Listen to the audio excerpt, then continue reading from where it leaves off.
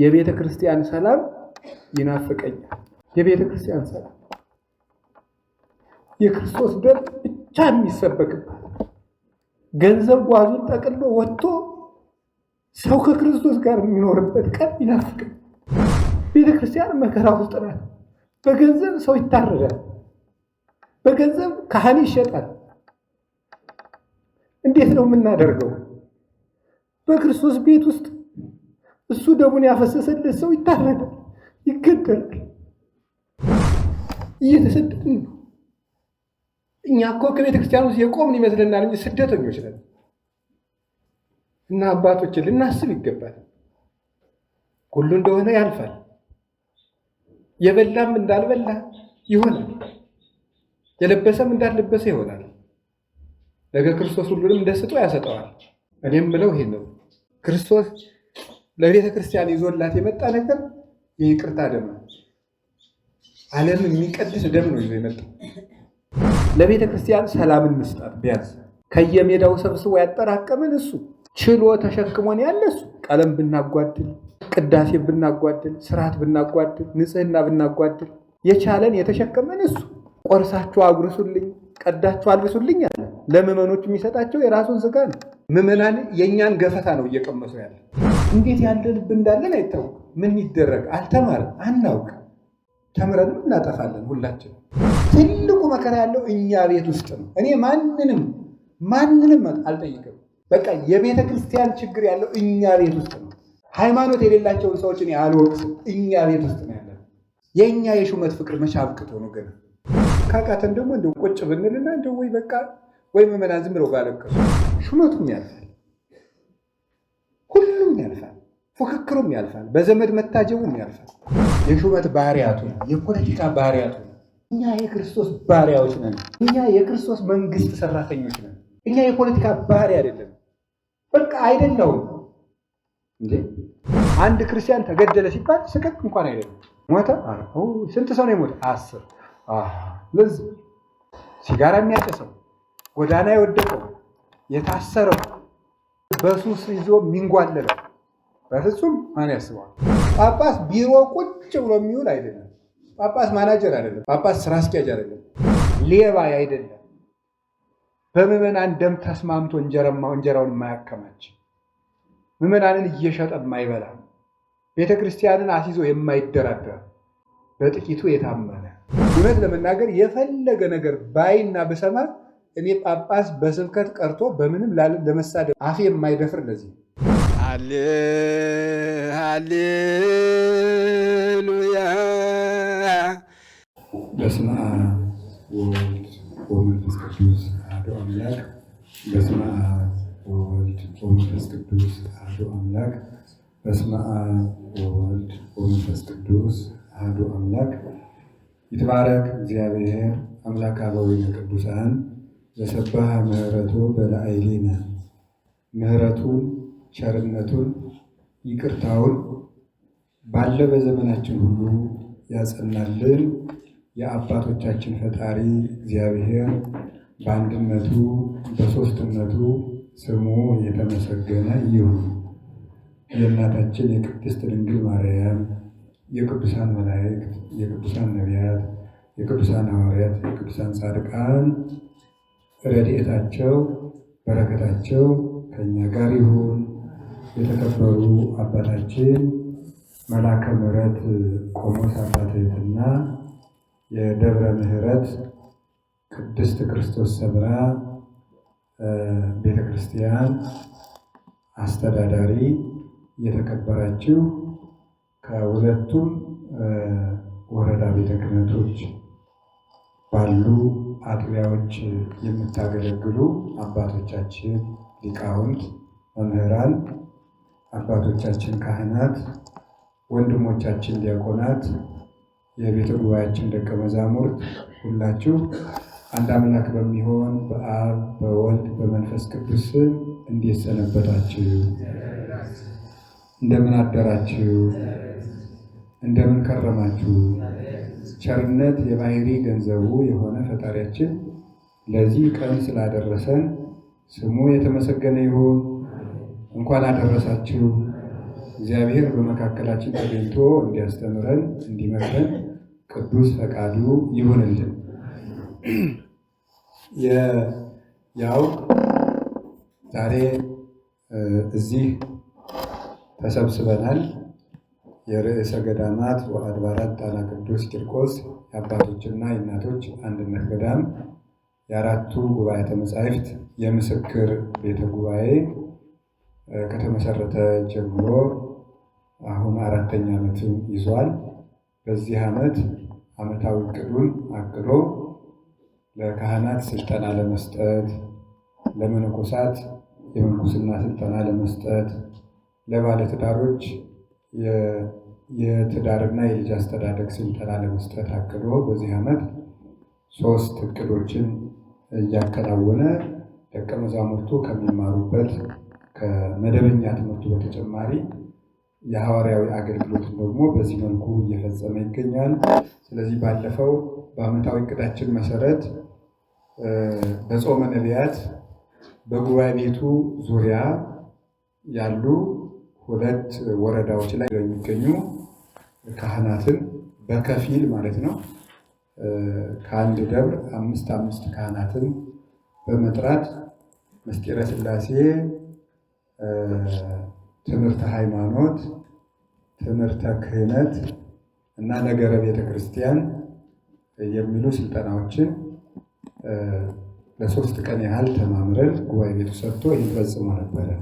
በዛ ጊዜ አባቶቻችን ካህናት ጉባኤው ቢደገም ብላችሁ በጠየቃችሁት መሰረት በዓመት የገብርኄር እንዲደገም፣ ገብርኄር የካህናት ቀን ስለሆነ የሁሉም ምዕመናን ቀን ቢሆንም ግን በተለየ የካህናትን የሚመለከት ቀን ስለሆነ በዚያ ቀን ስልጠናው ቢካሄድ ብላችሁ በጠይቃችሁት መሰረት ዛሬ ይሄ ስልጠና ተደግሞ ለአንድ ቀንም ቢሆን የአገልግሎት መጣበብ ስላለ ጾምም ስለሆነ እናንተም በአገልግሎት ስለምታዱ ሌሊቱን ሙሉ በቤተ ክርስቲያን ከአገልግሎት መጣበብ አንጻር ለአንድ ቀንም ቢሆን እናካሄደው ብለን በዚህ ቀን ተሰብስበን ተገናኝተናል ማለት ነው። ጥሪያችንን ተቀበላችሁ ከርቀት በእግራችሁ ተጉዛችሁ ጭቃ ያለውን በጭቃው ባህሩ ደሴቱ ዙሪያ ያለውን ጭቃ እስከ መሀል እግራችሁ እየገባችሁ ጀልባውን እስኪደርስ ድረስ ታግሳችሁ በአገልግሎት አድራችሁ የልጆቻችሁን ጥሪ ሳትንቁ ስለመጣችሁ የካህናት ጌታ ኢየሱስ ክርስቶስ በመጣ ጊዜ የክህነታችሁን ዋጋ ያስረክብልን፣ እግዚአብሔር ይስጥልን። በጉባኤያችን ስም ደቀ መዛሙርቱንም ጭምር ወክዬ የጉባኤ ቤታችን አንዲት ምርቃት አለች። እሷም የጉባኤ አምላክ ይስጥልን የምትልናት። የጉባኤ አምላክ ይስጥልን እያለ ስለዚህ እንኳን ደህና መጣችሁ። ጉባኤ ቤቶች አስፈላጊነታቸው እንደዚህ ነው። ካህናትን ያስተምራሉ፣ ያሰልጥናሉ። ካህናት የተማሩ ናቸው፣ ግን እንዲመካከሩ፣ እንዲወያዩ፣ እንዲጠያየቁ፣ ስለ ልጆቻቸው እንዲያስቡ፣ ስለጠፉት በጎች እንዲነጋገሩ፣ እቅድ እንዲያቅዱ፣ የንስሐ ልጅ አያያዛቸውን እንዲዋጁ፣ ዘመኑን ዋጅተው ከልጆቻቸው ጋር በቤተ ክርስቲያን ማዕከልነት እንዲጓዙ፣ ኖላዊነታቸውን እንዲወጡ፣ መነኮሳት ገዳማቸውን በስርዓት እንዲያጠብቁ፣ ምዕመናን ከቤተ ክርስቲያናቸው ጋር እንዲኖሩ፣ መለያየት እንዲጠፋ አብያተ ጉባኤያት ሲበዙ ይህንን ትምህርት ይሰጣሉ ማለት ነው። ይህም የእግዚአብሔር ፈቃድ ነው። ፈቅዶ ስለሰበሰበን ክብር ምስጋና ይግባው። በመካከላችን ተገኝቶ ያስተምረን። ዛሬ እንግዲህ በሰዓት እናንተም ስለምትመለሱ ለእኛም ከሰዓት ፈውስ መንፈሳዊ የተባለ ሳምንታዊ ከቀኑ 9:20 ጀምሮ በሳምንት አንድ ቀን መነኮሳቱም እንግዶችም አርዲቱም ተሰብስበው ደቀ መዛሙርቱም እናስኬደው ጉባኤ ስላለ ከዛ በፊት መጨረስ ስላለብን እናንተም በሰዓት ስለምትመለሱ ረጅም ስልጠና ሳይሆን ዛሬ ስልጠናም ሳይሆን የምንወስደው ስልጠናችን የዕለቱ ወንጌል ነው ማለት ነው። የዕለቱ ወንጌል ትርጉሙን ሰምተን ወደ ቤታችን እንሄዳለን ማለት ነው። ስለዚህ በቅዳሴ ላይ የተነበበው ወንጌል ትርጉሙ ምንድን ነው ምስጢሩ የሚለውን እንሰማለን። ዛሬ ሌላ ስልጠና አንሰጥም። ዋናው ስልጠና ዛሬ ክርስቶስ መድኃኔዓለም ራሱ ለደቀ መዛሙርቱ የሰጣቸው ስልጠና ነው። ይሄ ገብርኄርን በተመለከተ ነው የምንነጋገረው ማለት ነው። በገብርኄር እና ሙሉ የገብርኄርን ወንጌሉን እንነጋገራለን ማለት ነው። ላለው ይጨመርለታል የሚለውን ቃል አንስተን እንነጋገራለን። እንግዲህ ጌታችን መድኃኒታችን ኢየሱስ ክርስቶስ ወደ መጨረሻው አካባቢ ለደቀ መዛሙርቱ ያስተማረው ትምህርት ነው። ይሄ ሕማማት ሲቃረብ ያስተማረው ትምህርት ነው። ይሄ ትምህርት ለደቀ መዛሙርቱ ብዙ ልባቸውን የሚጠብቁበት ትምህርት ሰጥቷቸዋል። ስለዚህ ከሰጣቸው ትምህርቶች አንዱ ይሄ ነው። እንግዲህ እንደምታውቁት ጌታችን መድኃኒታችን ኢየሱስ ክርስቶስ መንግሥተ ሰማያትን ቅርብ አድርጓታል። አይደለም እንዴ? ሩቅ ነበረች በፊት ከአባታችን ከአዳም ጀምሮ እስከ ጌታችን እስከ መድኃኒታችን እስከ ኢየሱስ ክርስቶስ መምጣት ድረስ መንግሥተ ሰማያት ሩቅ ነበረች። ጌታችን መድኃኒታችን ኢየሱስ ክርስቶስ ግን መጣና መንግሥተ ሰማያትን ቅርብ አደረጋት። መንግሥተ ሰማያትን ቅርብ አደረጋት። ያ የሆነበት ለምንድን ነው? ቃል ሥጋ ስለሆነ። ዮሐንስ ወንጌል ምዕራፍ 1 ላይ እንደምናነበው መጀመሪያ ቃል ከኛ ሩቅ ነበር፣ ቀዳሚው ቃል ውእቱ ወውእቱ ቃል ሀበ እግዚአብሔር ውእቱ ወእግዚአብሔር ውእቱ ቃል ወዝንቱ ቀዳሚሁ እምቀዲሙ ሀበ እግዚአብሔር ውእቱ ወወቱ ኩሉ ኮነ ወዘንበሌ ውሳን ወዘኮነ ወይምትኒ እምዘኮነ ወዘሂ ኮነ በእንቲአሁ ወቱ ሕይወት ውእቱ። ስለዚህ በመጀመሪያ ያ ቃል ቀዳማዊ ነው። ያ ቃል በእግዚአብሔር አብ ሕልው ሆኖ የሚኖር ነው። ያ ቃል ራሱ እግዚአብሔር ነው። ያ ቃል በእግዚአብሔር መንፈስ ቅዱስም ሕልው ነው። ዓለም በሱ ሕልውና በሱ አካልና በሱ ፈቃድ የተፈጠረ ዓለምን የፈጠረው ቃል ቁጥር 14 ዮሐንስ ወንጌል ምዕራፍ 1 ቁጥር 14 ስትወልዱ ቃል ሥጋ ሆነ ወሐደረ በእኔነ፣ ቃል ሥጋ ሆነ የእኛንም ሥጋ ተዋህደ በእኛ ተገለጠ። ወሬነ ስብሐቲሁ ከመ ስብሐተ ወልድ ዋሂድ ለአቡሁ፣ ለአባቱ አንድ እንደሆነ ልጅ ያለ ክብሩን አየ። ዘመኑ ጸጋ ወጽድቀ ወሞገሰ፣ ጸጋን ጽድቅን ሞገስን ተመልቶ ማለት በባህሪው ያለውን ጸጋ ይዞ በተዋሂዶ ለሥጋ ገንዘቡ ሆኖ ጌታችን መድኃኒታችን ኢየሱስ ክርስቶስ ወደዚህ ዓለም መጣ። ኦሪትሰ በሙሴ ተውበት ለነ፣ ኦሪት በሙሴ ተሰጥታን ነበር።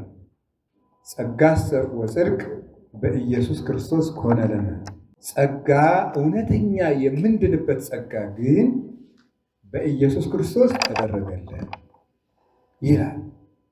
ለእግዚአብሔር ሳልቦ ዘርእዮ ግሙራ፣ እግዚአብሔርን ከቶ ያየው የለም። ወባይቱ ወልድ ዋሂድ ዘሃሎ ውስተ ሕፅናዊሁ ውእቱ ነገረነ፣ በአባቱ እሪና ያለ አንድ ልጁ እሱ እግዚአብሔር አብን፣ እግዚአብሔር ወልድን፣ እግዚአብሔር መንፈስ ቅዱስን እንድናውቅ እሱ ነገረን እንጂ። አሁን ኢየሱስ ክርስቶስ ቃል ሥጋ ሲሆን መለኮት ዘአብሁ ወትስብእት ዘዚአነ፣ መለኮት የአባቱ ገንዘብ ነው፣ ሥጋ ደግሞ የኛን ገንዘብ ነው። የአባቱን ባህሪ ይዞ ሰው ሲሆን አምላክ ለእኛ ቅርብ ሆነ። አማኑኤል ተባለ። አማኑኤል ማለት እግዚአብሔር ምስሌነ ማለት፣ እግዚአብሔር የኛን ሥጋ ለበሰ። ቅዱስ ጳውሎስ ዕብራውያን ምዕራፍ 2 ቁጥር 14 እስከ 17 እንደነገረን ለዘነጾሰ ኢነሶ እመላእክት አላ እምዘራ አብርሃም አለ።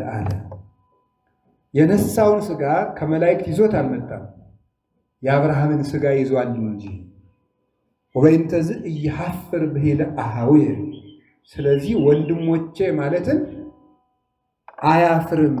እስመ ደቂቅ ተሳተፍዎ በሥጋ ወደም፣ ልጆች በሥጋና በደም እሱን መስለውታልና እሱ የእኛን ሥጋ ስለለበሰ ክርስቶስ ወደ እኛ ቀረበን፣ በእኛም አደረ። አንሶ ሰው ውስተ ዓለም እስመ መሐሪ ውእቱ ወመፍቅሬ ሰብእ፣ ቅዱስ ኤፍሬም እንዳለ በዚህ ዓለም ተመላለሰ፣ እንደ ሰው ተወለደ፣ በጨርቅ ተጠቀለለ።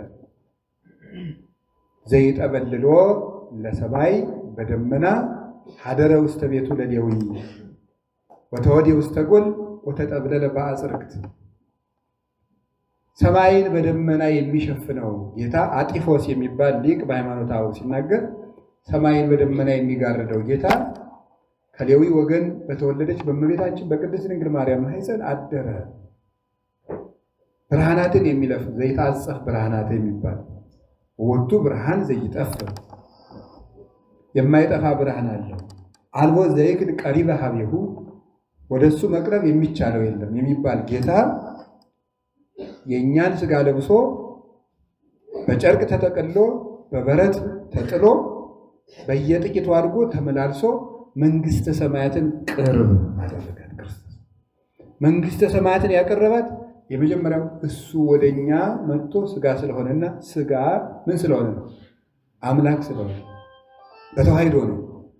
አምላክ ሰው ስለሆነ ሰው ደግሞ በተዋሂዶ አምላክነትን ገንዘብ ስላደረገ ወኮነ ሰማይ ዓለመ ወዓለምሂ ሰማይ ኮነ።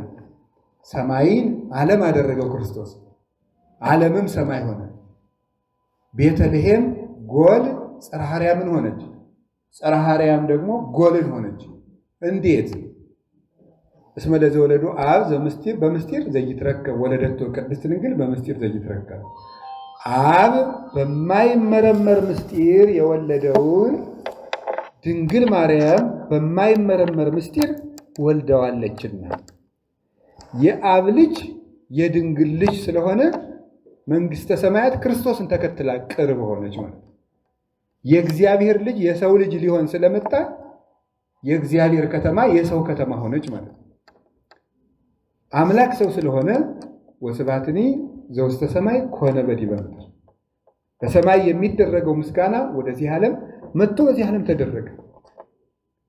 ስለዚህ መንግሥተ ሰማያት አምላክ ለእኛ ሲቀርብ ሁሉ ነገር ቅርብ ነው። አምላክ ሲርቅ ደግሞ ሁሉ ነገር አብሮ ይርቃል። አዳም እግዚአብሔር አብሮት ሳለ ሁሉ ነገር ቅርቡ ነው። መላእክት ቅርቦቹ ናቸው። ደስታ ቅርቡ ነው። ሰላም ቅርቡ ነው። ፍቅር ቅርቡ ነው። አንድነት ቅርቡ ነው።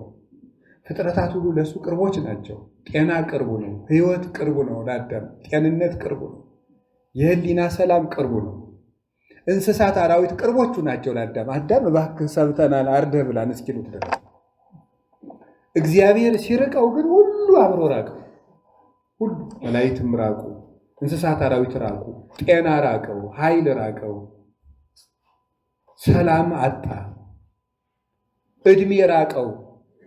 ዘላለም የሚኖረው አዳም ወሐይፀረ ዕድሜ ለራሱ ዕድሜን አሳጠረ፣ ቋጠረ፣ የራሱን ዕድሜ ጠቀለላት በኃጢአቱ ምክንያት። ሰላም አጣ። ሚስቱ በጭንቅ እንድትወልድ ተፈረደባት። አዳምና ሔዋን ከገነት ውጡ ተብለው ሲወጡ የዚህን ዓለም ድንጋዩን ምኑን ሲያዩት ወደዚህ ዓለም ነው የምንሄድ እንዲያሉ እንዲህ ያለ ችግር በሰው ልጅ ላይ ደረሰበት። አይደርሱ መከራ ለሰው ልጅ ደረሰበት። እንስሳት አራዊት ሁሉ ለሰው ልጅ ጠላት ሆነው ተነሱ። ዝንጀሮ የሰውን አዝመራ ይበላል።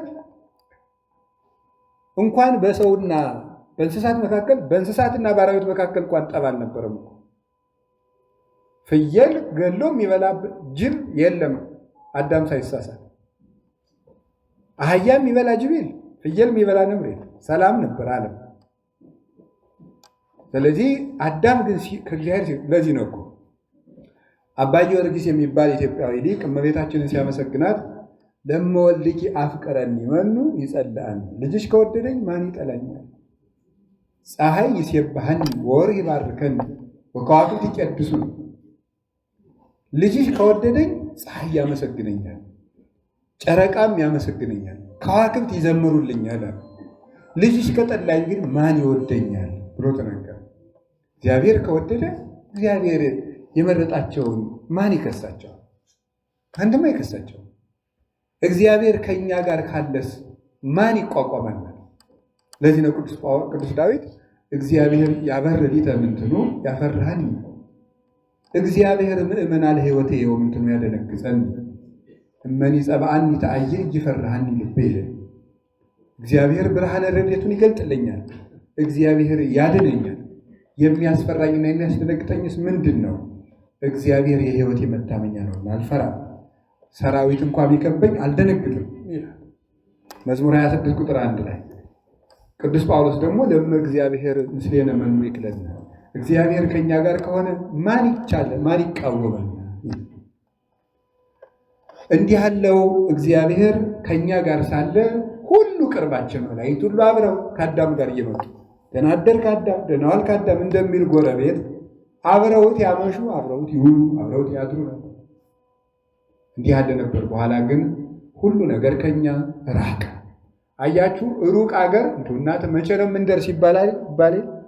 አንደርስም እንዴ ይባላል። ሲኬድ ተውሎ ሲደክም ስንት ሰዓት መንገድ ይቀረናል እዚህ በኋላ ይባላል። ዳዊት እንደዚህ ብሎ የእግዚአብሔር ነገር ቢርቀው አምላኬ እገይ ሳቤከ ጸማት ነፍሴ ለከ ማይዚ እበጽሕ ወሬ ገጾ ለአምላኬ ፈጣሪዬ ወደ አንተ ገሰግሳለሁ፣ ነፍሴ አንተን ተጠማች። መቼ ነው የምደርሰው? የአምላኬንስ ፊት የማየው መቼ ነው ይል ነበር። እግዚአብሔር መንግስት ብትርቀው።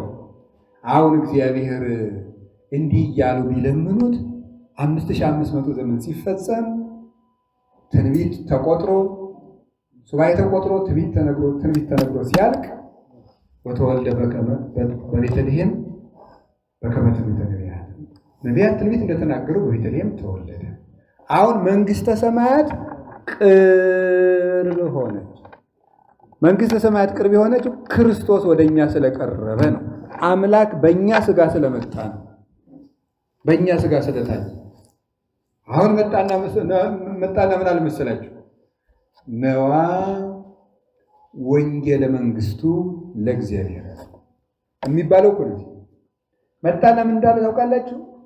እስቲ ካህናት ስሙ፣ ወደዚህ አድርጉ ሐሳባችሁን። ጌታ ለመጀመሪያ ጊዜ ስብከት ሲጀምር የተናገራት ቃል ምንድን ናት? ምን ትመስላችኋለች? ጌታ መጀመሪያ ስብከት ሲጀምር ምን ብሎ ነው የጀመረው? ነስሑ እስመ ቀርበት መንግስተ ሰማያት። ክርስቶስ ስብከት የጀመረባት ቃል ይችላል። መንግስተ ሰማያት ቀርባለችና ንገሩ። መንግስተ ሰማያት ቀርባለች ነው ያለው። እርቆናል ብለውት ስለነበረ ነቢያት ይሄው አሁን እኔ ቅርብ አደረኩላቸዋል። ክርስቶስ ለምንድን ነው የመጣ ሲባል መንግስተ ሰማያትን ቅርብ ለማድረግ። ስለዚህ ሰውና እግዚአብሔርን አስታረቃቸው፣ ሰውና መላእክትን አስታረቃቸው፣ ፍጥረታትን ቀደሳቸው፣ ነፍስና ስጋን አዋሃዳቸው፣ ሕዝብና አሕዛብን በሙሉ አንድ ማህበር አደረጋቸው። ለአንድ እረኛ አንድ መንጋ እንዲሆኑ አደረገ ክርስቶስ። መንግስተ ሰማያትን ቅርብ አደረገ። መንግስተ ሰማያትን ክርስቶስ ቅርብ ያደረጋት አንድ በወንጌል ነው፣ አንድ በንስሐ። ስለዚህ ምን ይባላል? ወንጌሉ ራሱ ምን ይባላል? ወንጌለ መንግስት ማለት ነው። ይኸውላችሁ ከዚያ በኋላ ካህኑ ወንጌል ብሎ ሲወጣ ምንድን ነው የሚለው? ነዋ ወንጌለ መንግስቱ ለወልደ እግዚአብሔር ይል።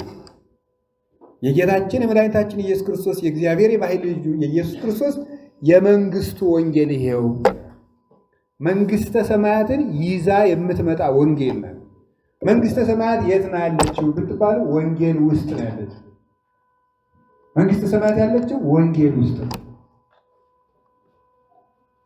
ስለዚህ ጌታችን ኢየሱስ ክርስቶስ ደጋግሞ 3 ዓመት ሙሉ ወንጌል ያስተማረበት ምክንያት ይሄ ነው። ዝም ብሎ ተሰቅሎ አያደርግም ነበር እንዴ? እንደመጣ ዝም ብሎ ተሰቅሎ ዓለምን አድኖ መሄድ ይችላል። ወንጌልን ያስተማረበት ምክንያት መንግስተ ሰማያት ወንጌል ውስጥ ነው ያለችው። መንግስተ ሰማያት ወንጌል ውስጥ ነው ያለችው። ስለዚህ ደጋግሞ ወንጌልን ያስተምራል ደቀ መዛሙርቱ። አሁንም መንግስተ ሰማያት ወንጌል ውስጥ ነው ያለችው። ድህነት ወንጌል ውስጥ ነው ያለችው። የክርስቶስ መንግስት ወንጌል ውስጥ ነው ያለችው። ተድላ ደስታ ወንጌል ውስጥ ነው ያለችው። ድህነት ወንጌል ውስጥ ነው ያለችው። ነፃነት ወንጌል ውስጥ ነው ያለችው። የዘላለም ሕይወት ወንጌል ውስጥ ነው ያለችው። ክብር ወንጌል ውስጥ ነው ያለችው። ሞትን ማሸነፊያው ወንጌል ውስጥ ነው ያለው። አማን አማን እብለክሙ እመቦ ዘአቀበ ቃሌ ኢይጥዕሞ ለሞት። እውነት እውነት እላችኋለሁ ቃሌን የጠበቀ ቢኖር ሞትን አይቀምስም። ዮሐንስ ወንጌል ምዕራፍ 8 ላይ ቃሌን የጠበቀ ሰው ሞትን አይቀምስም። ስለዚህ የክርስቶስ ቃሉ ሕይወት ነው። ዮሐንስ ወንጌል ምዕራፍ 6 ላይ ደግሞ ሲነግረን ወዝኒ ቃል ነገርኩክሙ መንፈስ ውእቱ ወይሃዩ፣ አሁን እኔ የምነግራችሁ ቃል መንፈስ ነው ያድናልም ብሎ። ስለዚህ ወንጌል መንግሥተ ሰማያት ወንጌል ውስጥ አለ። ቄስ ምንድን ነው ብትሉ መንግሥተ ሰማያትን ለሰው ይዞ የሚዞር ማለት። ቄስ ማለት መንግሥተ ሰማያትን ለሰው ወስዶ የሚያቀርባት ሰው። ይሄ ሁላችሁ ክርስቶስ ብሎ ይዞ የሚሄዱ የንጉሥ ክርስቶስ አዋጅ ነጋሪ፣ ሰላምን በትከሻው ይዞ የሚዞር ነው ካህን ማለት። ሂዱ ከገባችሁበት ቤት ሰላም ለዚህ ቤት ይሁን በሉ። በገባችሁበት ቤት ከተቀበሏችሁ ሰላሜ በዚያ ቤት ያድራል ብሎ ነግሯል። ስለዚህ ካህናት ሰላም የሚያድሉ ከእጃቸው ሰላም ይገኛል። ከመስቀላቸው ሲያሳልሙ ነዋ መስቀለ ሰላሙ ለክርስቶስ ይላል። ሲቀድሱ ሰላም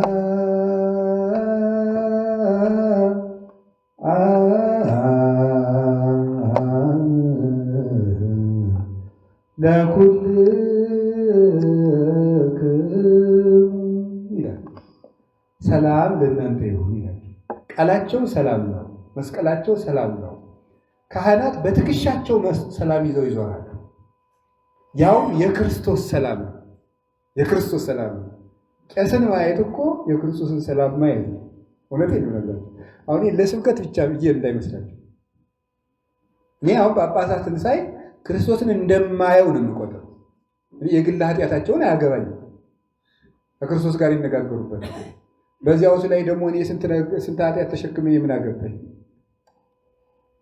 ሳያቸው ራሱ ክርስቶስን የማየው ይመስለኛል። ካህንም እንደዛ እኮ ነው። ቄስ ሲያዩት ሰው ይመስላል፣ ጸበል ሲያዩት ውሃ ይመስላል ይላሉ አባቶቻችን። ቄስ እኮ ሰው ብቻ አይደለም፣ መልአክ ነው። የክርስቶስን ሰላም መንግሥተ ሰማያትን ይዘናት ነው የምንዞር። በእውነት አባቶቻችን እድል ነው ይሄ። እድል ነው ስላችሁ በእድል አይደለም የተመረጥነው፣ በቸር ነው። የትልቅ ነገር ነው። ቄስ በአፉ መንግሥተ ሰማያት ይወጣዋል፣ በእግሩ መንግሥተ ሰማያት ይወጣዋል። ከዋው እገሪሆሙ ለእለ ይዜንው ዜና ሰናየ፣ መልካም ዜናን የሚያወሩ እግሮቻቸው ያማሩ ናቸው ብሏል ነቢዩ። መልካም ዜና ይሏቸዋል፣ ወንጌል ነው። የካህን እግሩ ለወንጌል ነው የሚፈጥን። የሌሎች እግርሳ በሊህ እገሪሆሙ ለክየወደም ሐሳሮ ቅጥቃጤ ውስተ ፍኖትሁ፣ እግራቸው የሰው ደም ለማፍሰስ ፈጣን ነው ይላል። ሌሎቹ እንደዛ ናቸው። እኛ ግን የካህናት እግር ክርስቶስን ይዞ ይዞራል። አርታ እገሪነ ውስተ ፍኖተ ሰላም፣ እግረ ልቡናችንን ውስተ ፍኖተ ሰላም፣ ወደ ፍቅር፣ ወደ ወንጌል፣ ወደ መንግሥተ ሰማያት አቀናልን። ደም ለማፍሰስ የሚሮጠውን እግራችን፣ ለመስፈን የሚሮጠውን እግራችን፣ ወደ ጣዖት የሚሮጠውን እግራችን፣ ለአድማ የሚሮጠውን እግራችን ክርስቶስ ወደ ወንጌል አቀናልን። አንደበታችን ይባረከ፣ ሕሊናችንን ያነቃቃ፣ እግሮቻችንን ያረታ፣ እጆቻችንን በመቅደሱ እንዲነሱ ያደረጋቸው። አንስኡ እደዊክሙ ቀሳውስት፣ በቤተ መቅደስ እጆቻችሁን አንሱ። የቄስ እጁ በቤተ መቅደስ ነው የሚነሳ። የቄስ እጁ በመቅደስ ነው የሚነሳ፣ በሌላ አይነሳም። ለዱላ አይነሳም፣ ለተኩስ አይነሳም። የቄስ እጅ ቆይ ለማለት አይነሳም። የቄስ እጅ ለምንድን ነው የሚነሳው? ለመስዋዕት ነው። በእጃቸው መስዋዕት፣ በቃላቸው ጸሎት ይባላል። ዲያቆን ሲሾም ዘያፈጥን እዴሁ ለዘቢጥ ይላል አንደኛ ጢሞቴዎስ ምዕራፍ 3 ላይ ቅዱስ ጳውሎስ እጁን ለመማታት የማያፋጥን ዲያቆን ይሁን ይልና ሲተረጉሙት ሊቃውንቱ በእጁ ለመማታት በቃሉ ለመገዘት የማይፈጥን እሱ ነው ዲያቆን የሚሆነው። አሁን ደስ ይበላችሁ፣ እውነቴን ነው። ከአንድ ምዕመን ቤት፣ ከገብረ ሥላሴ ቤት፣ ከወለተ ማርያም ቤት ስትሄዱ የክርስቶስን ሰላም ተሸክማችሁ ነው የምትሄዱት። የደስ ሊለን ይገኛል። ፍርሃትም ሊለቀን ይገባል። የማን ሰላም አለ እኛ ጋር? ንገሩኝ እንጂ የኢየሱስ ክርስቶስ ሰላም ከካህናት ጋር ነው ያለው። አይገርማችሁም? 5 ሚሊዮን ሕዝብ ተሰብስቦ ቢያስቀድስ ሰላም ለኩልክሙ የሚል ቄስ ግን ስንት ነው? ከመቅደስ ውስጥ አንድ ቄስ ሰላም ለኩልኩም ይላል። 50 ሺህ ሰው በአንተ ቃል ሰላም እያገኘ አንተ ሰላም ታጣለህ? ራሳችን ጋር ተጣልተን እንለቅ እንዴ? ለ50 ሺህ ለ10 ሺህ ለ20 ሺህ ለ30 ሺህ ሰው ሰላም የምንሰጥ ሰዎች ከወንድማችን ጋር በሰላም መኖር ያቅተናል? ሞኝ ነህ? 5000 ህዝብ አንተን ከቦ አስቀድሶ ሰላም ይዞ ሲሄድ አንተ ከአንድ ዲያቆን ጋር ሰላም አይኖርም? በጣም እኮ የሚያሳዝን እኮ ነው። ከሞኝ ደጃፍ ሞፈር ይቆረጣል በሉ እንጂ ንገሩኝ። ከሞኝ ደጃፍ በሉ ምን ይቆረጣል? ሞፈር ይቆረጣል። ህዝቡ ሰላም ለኩልክሙ ትለዋለህ። ሰላሙን ይዞ ተመስገን አምላኬ ብሎ ይሄዳል። አንተ እዚያ በጽ ትደባደባለህ። ምንድን ነው ዋ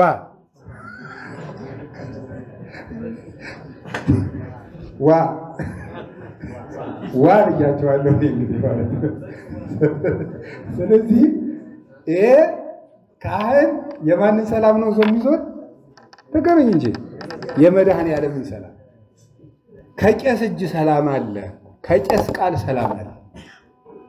አሁንም ቢሆን ዓለም ሰላም ማግኘት ካፈለገች ወደ ክህነት ነው መዞር ያለባት። ዓለም ሰላም የምታገኘው ወደ ክህነት ህዝቡ ሲዞር ነው። እኛም ደግሞ ሰላም ተሸካሚዎች ስለሆነ የምንሰብከው ሰላም ግን ምዕመናን አትጣሉ፣ ጦርነቱ ይቁም በማለት አይደለም። እኛ የምንሰብከው ሰላም መጀመሪያ ማን ነው? ክርስቶስ ይባላል።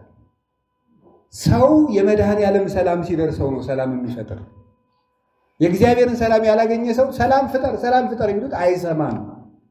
መጀመሪያ የእግዚአብሔር ሰላም ለእኛ ሊኖረን ያስፈልጋል፣ ለቤተ ክርስቲያን ያስፈልጋል። ጸልዩ በእንተ ሰላም ቤተ ክርስቲያን ይላል ዲያቆኑ። እሱ ግን ሰላም የለውም። እናቴ ከዘራው ይዞ እየተደባደበ ጸልዩ በእንተ ሰላም ቤተ ክርስቲያን ይላል። ሞኝ አንተ ራስህ ስጣት የቤተ ክርስቲያንን ሰላም። አንተ ራስህ ባታበላሽበት። እዚህ ያላችሁት እንዲያውቁን አይደለም፣ ሌላ ሰውዬ ነው። እኔ የማውቀው አንድ ዲያቆን የሆነ ሌላ ነው፣ አታውቁት፣ ሌላ ሰውዬ ነው፣ እናንተን አይደለም። እንዴት ነው እንደው እውነቴን እኮ ነው የምነግራችሁ። ሰላሜ አሐድግ ለክሙ ክርስቶስ የትንሣኤ መጥቶ ምንድን ነው የሰጣቸው ለቅዱሳን ሐዋርያት? ሰላም። እኔ የምናገረው አሁን የዓለሙን ጦርነት ዱላውን ያንን እግዚአብሔር እሱ ያስታግሰው። እያወጋው ያለሁት ግን መጀመሪያ የቤተ ክርስቲያን ሰላም እንዴት ነው የሚመጣ? የቤተ ክርስቲያን ሰላም ከሌለ የዓለም ሰላም አይመጣም። ይሄ ማለት ከእግዚአብሔር ጋር መታረቅ ነው። አሁን ሁላችንም እኔም ራሴ የባስኩ በደለኛ ከእኔ ጀምሮ ሁላችንም ከእግዚአብሔር ጋር መታረቅ አለብን። ከእግዚአብሔር ጋር መታረቅ፣ ከነፍሳችን ጋር መታረቅ፣ ከወንድማችን ጋር መታረቅ አለብን። ክርስቶስ የጸሎት ሐሙስ ዕለት ምን ትቼላችሁ እሄዳለሁ ነው ያለው? የአባቴን ሰላም ነው። ሊሞትብን ነው መምህራችን ሲሉት ምንድን ነው ያላቸው? ሰላሜ አሐድግ ለክሙ። አባት ለልጁ ሲሞት ሀብት ጥሎ ይሄዳል። ክርስቶስ ለሐዋርያት ጥሎላቸው ሄደው ሰላሙን ነው። ያንን ሰጥቷቸው ሄደ። ያንን ቤተክርስቲያን መቼ ነው የምታገኘው? ያ ሰላም በሲኖዶስ እንዲኖር፣ ያ ሰላም በካህናት ጉባኤ እንዲኖር ያስፈልጋል። ይሄ ሰላም በቅዱስ ሲኖዶስ፣ በማህበረ ካህናት፣ በቤተ መቅደስ ሲኖር ምዕመናን በሰላም ውለው ያድራል። የእኛ መበላላት ግን ህዝቡን ሲያበላለው ይውላል። እኛ ውስጣችን ከእግዚአብሔር ጋር መታረቅ አለበት። ሁከተኛ ሰው አንድ ሁከተኛ ወይፈን ካለ በረቱ በሙሉ ሲበጠበጥ ያድራል። እኛ ሁከተኛ ሆነን የክርስቶስን በረት እየበጠበጥናት ነው። የክርስቶስ በረት ደግሞ ቤተክርስቲያን ናት። ካቃተን ደግሞ እንደው ቁጭ ብንልና እንደው ወይ በቃ ወይ ምዕመናን ዝም ብለው ባለቀሱ እንዴ ነውር አይደለም? ቄስ በዱላ እየተገለገለ ነውር፣ ዲያቆን በዱላ እየተገለገለ ነውር። ኧረ እንደው በመምህራን ላይ ነውር ነው በጣም። እንዴ የይቅርታ ደም እያፈሰሳችሁ ደም ታፈሳላችሁ እንዴ? የምናፈሰው ደም እኮ የይቅርታ ደም። ኢየሱስ ክርስቶስ ዓለምን ለማዳን ያፈሰሰው ደም፣ የምንቀበለው ደም የይቅርታ ደም፣ የነፍስ መግደል ደም አይደለም። እንዴት ያለ ልብ እንዳለን አይታወቅም። ምን ይደረግ አልተማርም፣ አናውቅም። ተምረንም እናጠፋለን ሁላችን። እና አሁን እኔ የምነግራችሁ ምንድነው? አብረን እንኖር። ለቤተ ክርስቲያን ሰላም እንስጣት። ቢያንስ ከየሜዳው ሰብስቦ ያጠራቀመን እሱ ማን ተገብቶት በቤቱ ውስጥ የሚኖራል? ችሎ ተሸክሞን ያለ እሱ። ቀለም ብናጓድል፣ ቅዳሴ ብናጓድል፣ ስርዓት ብናጓድል፣ ንጽህና ብናጓድል የቻለን የተሸከመን እሱ። ቆርሳችሁ አጉርሱልኝ፣ ቀዳችሁ አልብሱልኝ አለ። ለምዕመኖች የሚሰጣቸው የራሱን ስጋ ነው፣ የራሱን ደም ነው። የቤተ ክርስቲያን ሰላም ይናፍቀኛል። የቤተ ክርስቲያን ሰላም የክርስቶስ ደም ብቻ የሚሰበክባት፣ ገንዘብ ጓዙን ጠቅሎ ወጥቶ ሰው ከክርስቶስ ጋር የሚኖርበት ቀን ይናፍቀኛል። ይሄ እኛ ያለው በእኛ እጅ ነው። ቤተ ክርስቲያን መከራ ውስጥ ናት። በገንዘብ ሰው ይታረዳል፣ በገንዘብ ካህን ይሸጣል። እንዴት ነው የምናደርገው? በክርስቶስ ቤት ውስጥ እሱ ደሙን ያፈሰሰለት ሰው ይታረዳል፣ ይገደላል። እየተሰደድን ነው። እኛ እኮ ከቤተ ክርስቲያን ውስጥ የቆምን ይመስለናል እንጂ ስደተኞች ነን። እና አባቶችን ልናስብ ይገባል። ሁሉ እንደሆነ ያልፋል። የበላም እንዳልበላ ይሆናል፣ የለበሰም እንዳልለበሰ ይሆናል። ነገ ክርስቶስ ሁሉንም ደስቶ ያሰጠዋል። ቤተ ክርስቲያን ውስጥ ሰላም ያስፈልጋል። እኔም ብለው ይሄን ነው ክርስቶስ ለቤተ ክርስቲያን ይዞላት የመጣ ነገር የይቅርታ ደም ነው። ዓለም የሚቀድስ ደም ነው ይዞ የመጣው። ካህን እጆቹ ይቅርታን ያፈሳሉ፣ ይቅርታን ያንጠበጥባሉ። ቅዳሴ ላይ እጆቻችን የይቅርታ ደም ተነክረው ወጥተው እንዴት የሰው ደም እናፈሳለን? እንዴት እንደበድባለን? እንዴት እንሳደባለን? እና አሁን ተመልሰን ይሄን ማሰብ አለብን። እውነቴን ነው። እዚህ ያለነው ካህናት እንኳን ሄደን መታረቅ አለብን። ካልሆነ ግን ምዕመናን የእኛን ገፈታ ነው እየቀመሱ ያለ። ቤተክርስቲያን የእኛን ገፈታ የእኛን ዕዳ ነው እየጠጣች ያለችው። ዘመዶች፣ ሹመቱም ያልፋል፣ ሁሉም ያልፋል፣ ፉክክሩም ያልፋል፣ በዘመድ መታጀቡም ያልፋል። የማያልፍ ቀን አለ። ክርስቶስ አክብሮና ከዚህ በላይ ምን ያርግልን? የእሱ አገልጋዮች እንኳን እኮ እኛ እኮ ያንድ እስቲ እግዚአብሔር ያሳያችሁ። አሁን እኛ በቤተ መቅደስ የቆምነው በየትኛው ዕውቀታችን ነው? በየትኛው ቅድስናችን ነው? እንኳንስ በክርስቶስ በሰማይ ዙፋን ፊት ለመቆም ይቅርና ያንድ ወረዳ አስተዳዳሪ ጠጅ አሳላፊ ለመሆን የሚያበቃ ዕውቀት አለን እንዴ? ምን ዕውቀት አለን? አሁን እግዚአብሔር በቸርነቱ ነው እንጂ። እና ዕዳ የተሸፈነለት ሰው እጅ ነስቶ ይኖራል እንጂ ይጠግባል እንዴ? እኛ እኮ ዕዳችን ተሰርዞልን የምንኖር ሰዎች ነን። በቸርነቱ ያጠራቀማል። እና አባቶች፣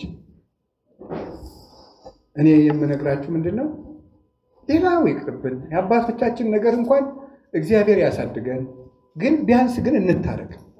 ቢያንስ በይቅርታ እንኖር። ቢያንስ ዘረኝነቱን እንትወው። የቋንቋው፣ የክልል፣ የዞን፣ የወረዳ፣ የቀበሌ፣ የመንደር ዘረኝነት ጀምረናል። የመንደር ዘረኝነት፣ የጎጥ አሁን እንዲህ ብለን ነው እንግዲህ። ታዲያ መንግስተ ሰማያት ወንጌል እንዴት ነው? እንዴት ወንጌለኛ ወንጌላዊ ሆነናል ሞተናል። እና ቢያንስ ዘረኝነት ይልቀቀን፣ መንደረኛነት ይልቀቀን። መንደረኛ እንደረጀት ትቆጥራለህ። ክርስቶስ እስቲ እግዚአብሔር ያሳያቸው። አሁን አንዱን ሰውዬ ግራ እጁን ቆርጠ፣ ቀኝ እጁን ቆርጠ፣ አይኑን አውጥተ፣ ጆሮውን ቆርጠ ለየብቻ አስቀምጠ ሰውየውን እወድሃለሁ ትላለህ? የክርስቶስን ቤተክርስቲያን እየከፋፈሉ ክርስቶስን እወድሃለሁ ማለት አይቻልም። ስለዚህ የእግዚአብሔር ቤተሰቦች ምዕመናን በእኛ ምክንያት ናቸው የቄስ ገሌ ደጋፊና የቄስ ገሌ ደጋፊ ሆኖ መከራ የሚያዩት። የአንዱ ቄስ አጃቢ ያለው የራሱ ቄስ አጃቢ ያለው ያም ወገኑን ወይ እኛ አለቃ ለመሆን እኛ ሰበካ ጉባኤ ጸሐፊ ለመሆን የክርስቶስ አካል ይከፈል እንዴ? አይምሯችንን በሙሉ ማሰብ አለብን። ቄስ እንደተራሰው በልቶ ጠጥቶ ተኝቶ ተነስቶ መሽቶ ነግቶ ኑሮ የሚሞት አይደለም። ቄስ ለክርስቶስ ታሪክ የሚጨነቅ ለክርስቶስ ክብር የሚኖር ነው። በተቻለን መጠን የተናገርኩም የወቀስኩም እኔኑ ራሴ ነው እንጂ የምነግራችሁ እኔ ከእናንተ ውጭ ሆኜ እናንተን እየወቀስኳችሁ አይደለም። ሁላችንም አጥፊዎች ነው። ቢያንስ ግን አጥፊ እንደሆን እንኳን ማወቅ አለብን። እና ዛሬ እኔ ምን እላችኋለሁ? መጽሐፍ የሰላም ወንጌል እሰብ እርስ በርሳችን መበላላት ደግሞ አናዳምጥ። አንዱ ቄስ እርስ በርስ እኮ አሜባ የሚባል አለ። ራሱን ነው የሚበላ ይባላል። ራሱን ይከፍላል፣ ራሱን ይበላል፣ ያጠፋል። ወይ ምን ይቅርታ፣ በዚያ በሌለኝ ሳይንስ ስለምንልፋለሁ። እንደ ውሻ የራሱን ቁስል የፈወስኩ እየመሰለው ራሱ ያደማዋል ይባላል እየላሰ። እንደ ውሻ ቁስላችንን እያሰፋን እኮ ነው። አንዱ ባልንጀራችን ደግሞ እንዲያድግ አናደርገው። ሲሰብክ እንስቅበታለን፣ ተሰብስበን በምስራቅ እንዶልታለን። ቤተ ክርስቲያን ዱለት ለቄስ ነው አላሉ ሰው። ዱለት ለቄስ ነው ማለት ነው። ዱለቱን ስጋውን ያለ መስሎ አውቆ ይዶልታሉ እያለ መዶለት። ለምን ታንገለጉ አሕዛብ እያለ ራሱ ያንገለገዋል። ራሱ ዶለ አሕዛብ ለምን ዶለቱ ብሎ ይደግማል። እሱ ግን ይዶልታል። ለምን ትዶልታላችሁ? የካህን ምክሩ ሰንሰለት ማሰሪያው አሸት ነው የሚባለው። አድማውን ያድምና ደግሞ መሀል ላይ ቄስ ገሌን እንዲያደርግ ሲባል ኦራኒ አይደለም ብሎ መሀል ደግሞ ሸርተት ይላል። አብሮ ያድማል፣ መልሶ ራሱ ነገር ይሰራል። ይሄንን አድማ ጥርግ አድርገን መተው አለብን። ግድ የላችሁም እንዲያው በእውነት ኧረ እኔ እንደዚህ ተወቀስን ምናምን እንደዚህ እንዳትሉ። ግድ የላችሁም። ኧረ እኔ ከፈለጋችሁ የእኔን ኃጢአት እዚህ አምጥቼ አነብላችኋለሁ። ቅዱስ ጳውሎስ እኔ ዘአነ ቀዳሚሆሙ ለኃጥአን ካለ የኃጥአን መጀመሪያ ከመሆን ከኔ ጀምሮ ብሎ ከተናገረ እኛ ብንወቀስ ምንድን ነው? እኛን ነውር ሰው የማይሰማው ለምንድን ነው? ምን ነውራል? ቅዱስ ጳውሎስ እንኳን እንዲያው። ስለዚህ አሁን እኔ የምነግራችሁ ነገር ወንጌል መንግስተ ሰማያት የት ውስጥ ነው ያለችው ያልኳችሁ? ወንጌል ውስጥ። እስቲ ወንጌል ውስጥ በሉ ንገሩኝ እንጂ። አዎ አንቡ፣ ተማሩ። እሁድ ቁጭ በሉ፣ ተሰብሰቡ። በዚህ አትዶልቱ፣ ስልካችሁን አታውሩ። አሁን የቄስ ደመወዙ ስሙ ነው ይባላል። መላከ ገሌ፣ ሊቀ ማእምራን፣ ሊቀ ስልጣናት፣ ሊቀ እያለ በቃ ይቀጥላል። እያለ ስም የቄስ ሀብቱ ስሙ ነው። ደመወዝ ማንግዳ የለውም፣ ስሙ ነው ደመወዙ። አሁን እናንተ ስም ነው እንጂ ደመወዛችሁ ምን ሀብት ኑሯችሁ ነው ስልክ የምትደውሉ? የትኛው ካምፓኒ ሊዘጋ ነው? የትኛው ንግዳችሁ ሊዘጋባችሁ ነው? ሄሎ ወዲ ምኑ ሊያመልጥህ ነው? ፖለቲካ ትመራላችሁ። አሁን መቅደሱ ስልክ የምታነሱ ምን ሊቀርባችሁ ነው እናንተ? ወይ እንደው ሰው ከሁሉም ሳይሆን ይቀራል። ሀብት የላችሁ፣ ድሃ ናችሁ፣ ቄስ ናችሁ። በእርግጥ ዛሬ እንኳን ያለውም አይጠፋ በውስጥ ውሳጤ መንጦላይት ወይም ልዋ ባህቂ ማርያም ሳይሆን በውስጥ ውሳጤ መንጦላይት እንጃ ያለውም ይኖራል። የቄስ ድሃ ይሁን አላልኩም። በአግባቡ ኑሮት በልቶ ጠጥቶ ፈጣሪውን ቢያመሰግን ነውር የለም። እንዲያውም ከሚሰርቃት ቢኖረው ይሻላል። አቶ ከሚሰርቅ ምዕመናን አስራት በኩራት አውጥተው ቢከፍሉት፣ መጽሐፉን እንደ ልቡ ገዝቶ ቢያነብ፣ ልጆቹን እንደ ልቡ ቢያሳድግ፣ ሳይሳቀቅ ቢያስተምር ቢመክር፣ ችግር የለውም። እሱ አይደለም ችግሩ። መሰረታዊ ነገሩ ግን ይቅርታ ሊኖረን ይገባል። የዛሬ መልእክቴ ነው። ስለዚህ ወንጌልና ይቅርታን ዛሬ ትኩረት እንድናደርግ ወንጌል መማር አለብን። የዛሬው እሁዳችን መልእክት ይሄ ነው። አንደኛው ይቅርታ ያስፈልገናል። የቤተ ክርስቲያን ሰላም ያስፈልገናል። የቤተ ክርስቲያን ሰላም ንስሐ መግባት አለብን። እኛ ቄሶቹ ራሳችን ንስሐ መግባት አለብን። እኔ የምናገረው ንስሐ መግባት አለብን። ጴጥሮስ ንስሐ ገብቷል። እኛም ንስሐ እንግባ፣ እንናዘዝ እርስ በርሳችን። ከዚያ ደግሞ እንደ እርስ በርሳችሁ ንስሐ ትሆናላችሁ። ስለምን ማን ይናዘዛል? ለምን ይንቀኛል ብሎ ወይ ደግሞ ያወጋብኛል ብሎ። አፄ ኃይለ ሥላሴ ግን አንዱ በሬ ሰርቆ ለንስሐ አባቱ ብሎ በሬ መስረቁን ይናዘዛል። የተሰረቀው ሰውዬ ገሌን እንጠረጥረዋለሁ በፍርድ ቤት ሲከስ ምስክር አምጣ ሲባል ንስሐ አባቱ እኔ ያለው ብሎ ቁጭ። አፄ ኃይለ ሥላሴ ግን ሌባውን ትተው ማንን አሰሩ? ቄሱን። ምክንያቱም አንተ ለእግዚአብሔር ብሎ ቢነግርህ ለእግዚአብሔር ያልታመንክ ለማን ትታመናለህ ብሎ ነው። ስለዚህ ውስጣችንን አውጥተን ለንስሐ አባታችን እናዘዝ። የቤተ ክርስቲያን ሰላም ዘረኝነት ይቅርብን፣ ትዕቢት ይጥፋል። እሱን ነው የምናገረው። ቀጥሎ ለወንጌል ትኩረት እንስጥ።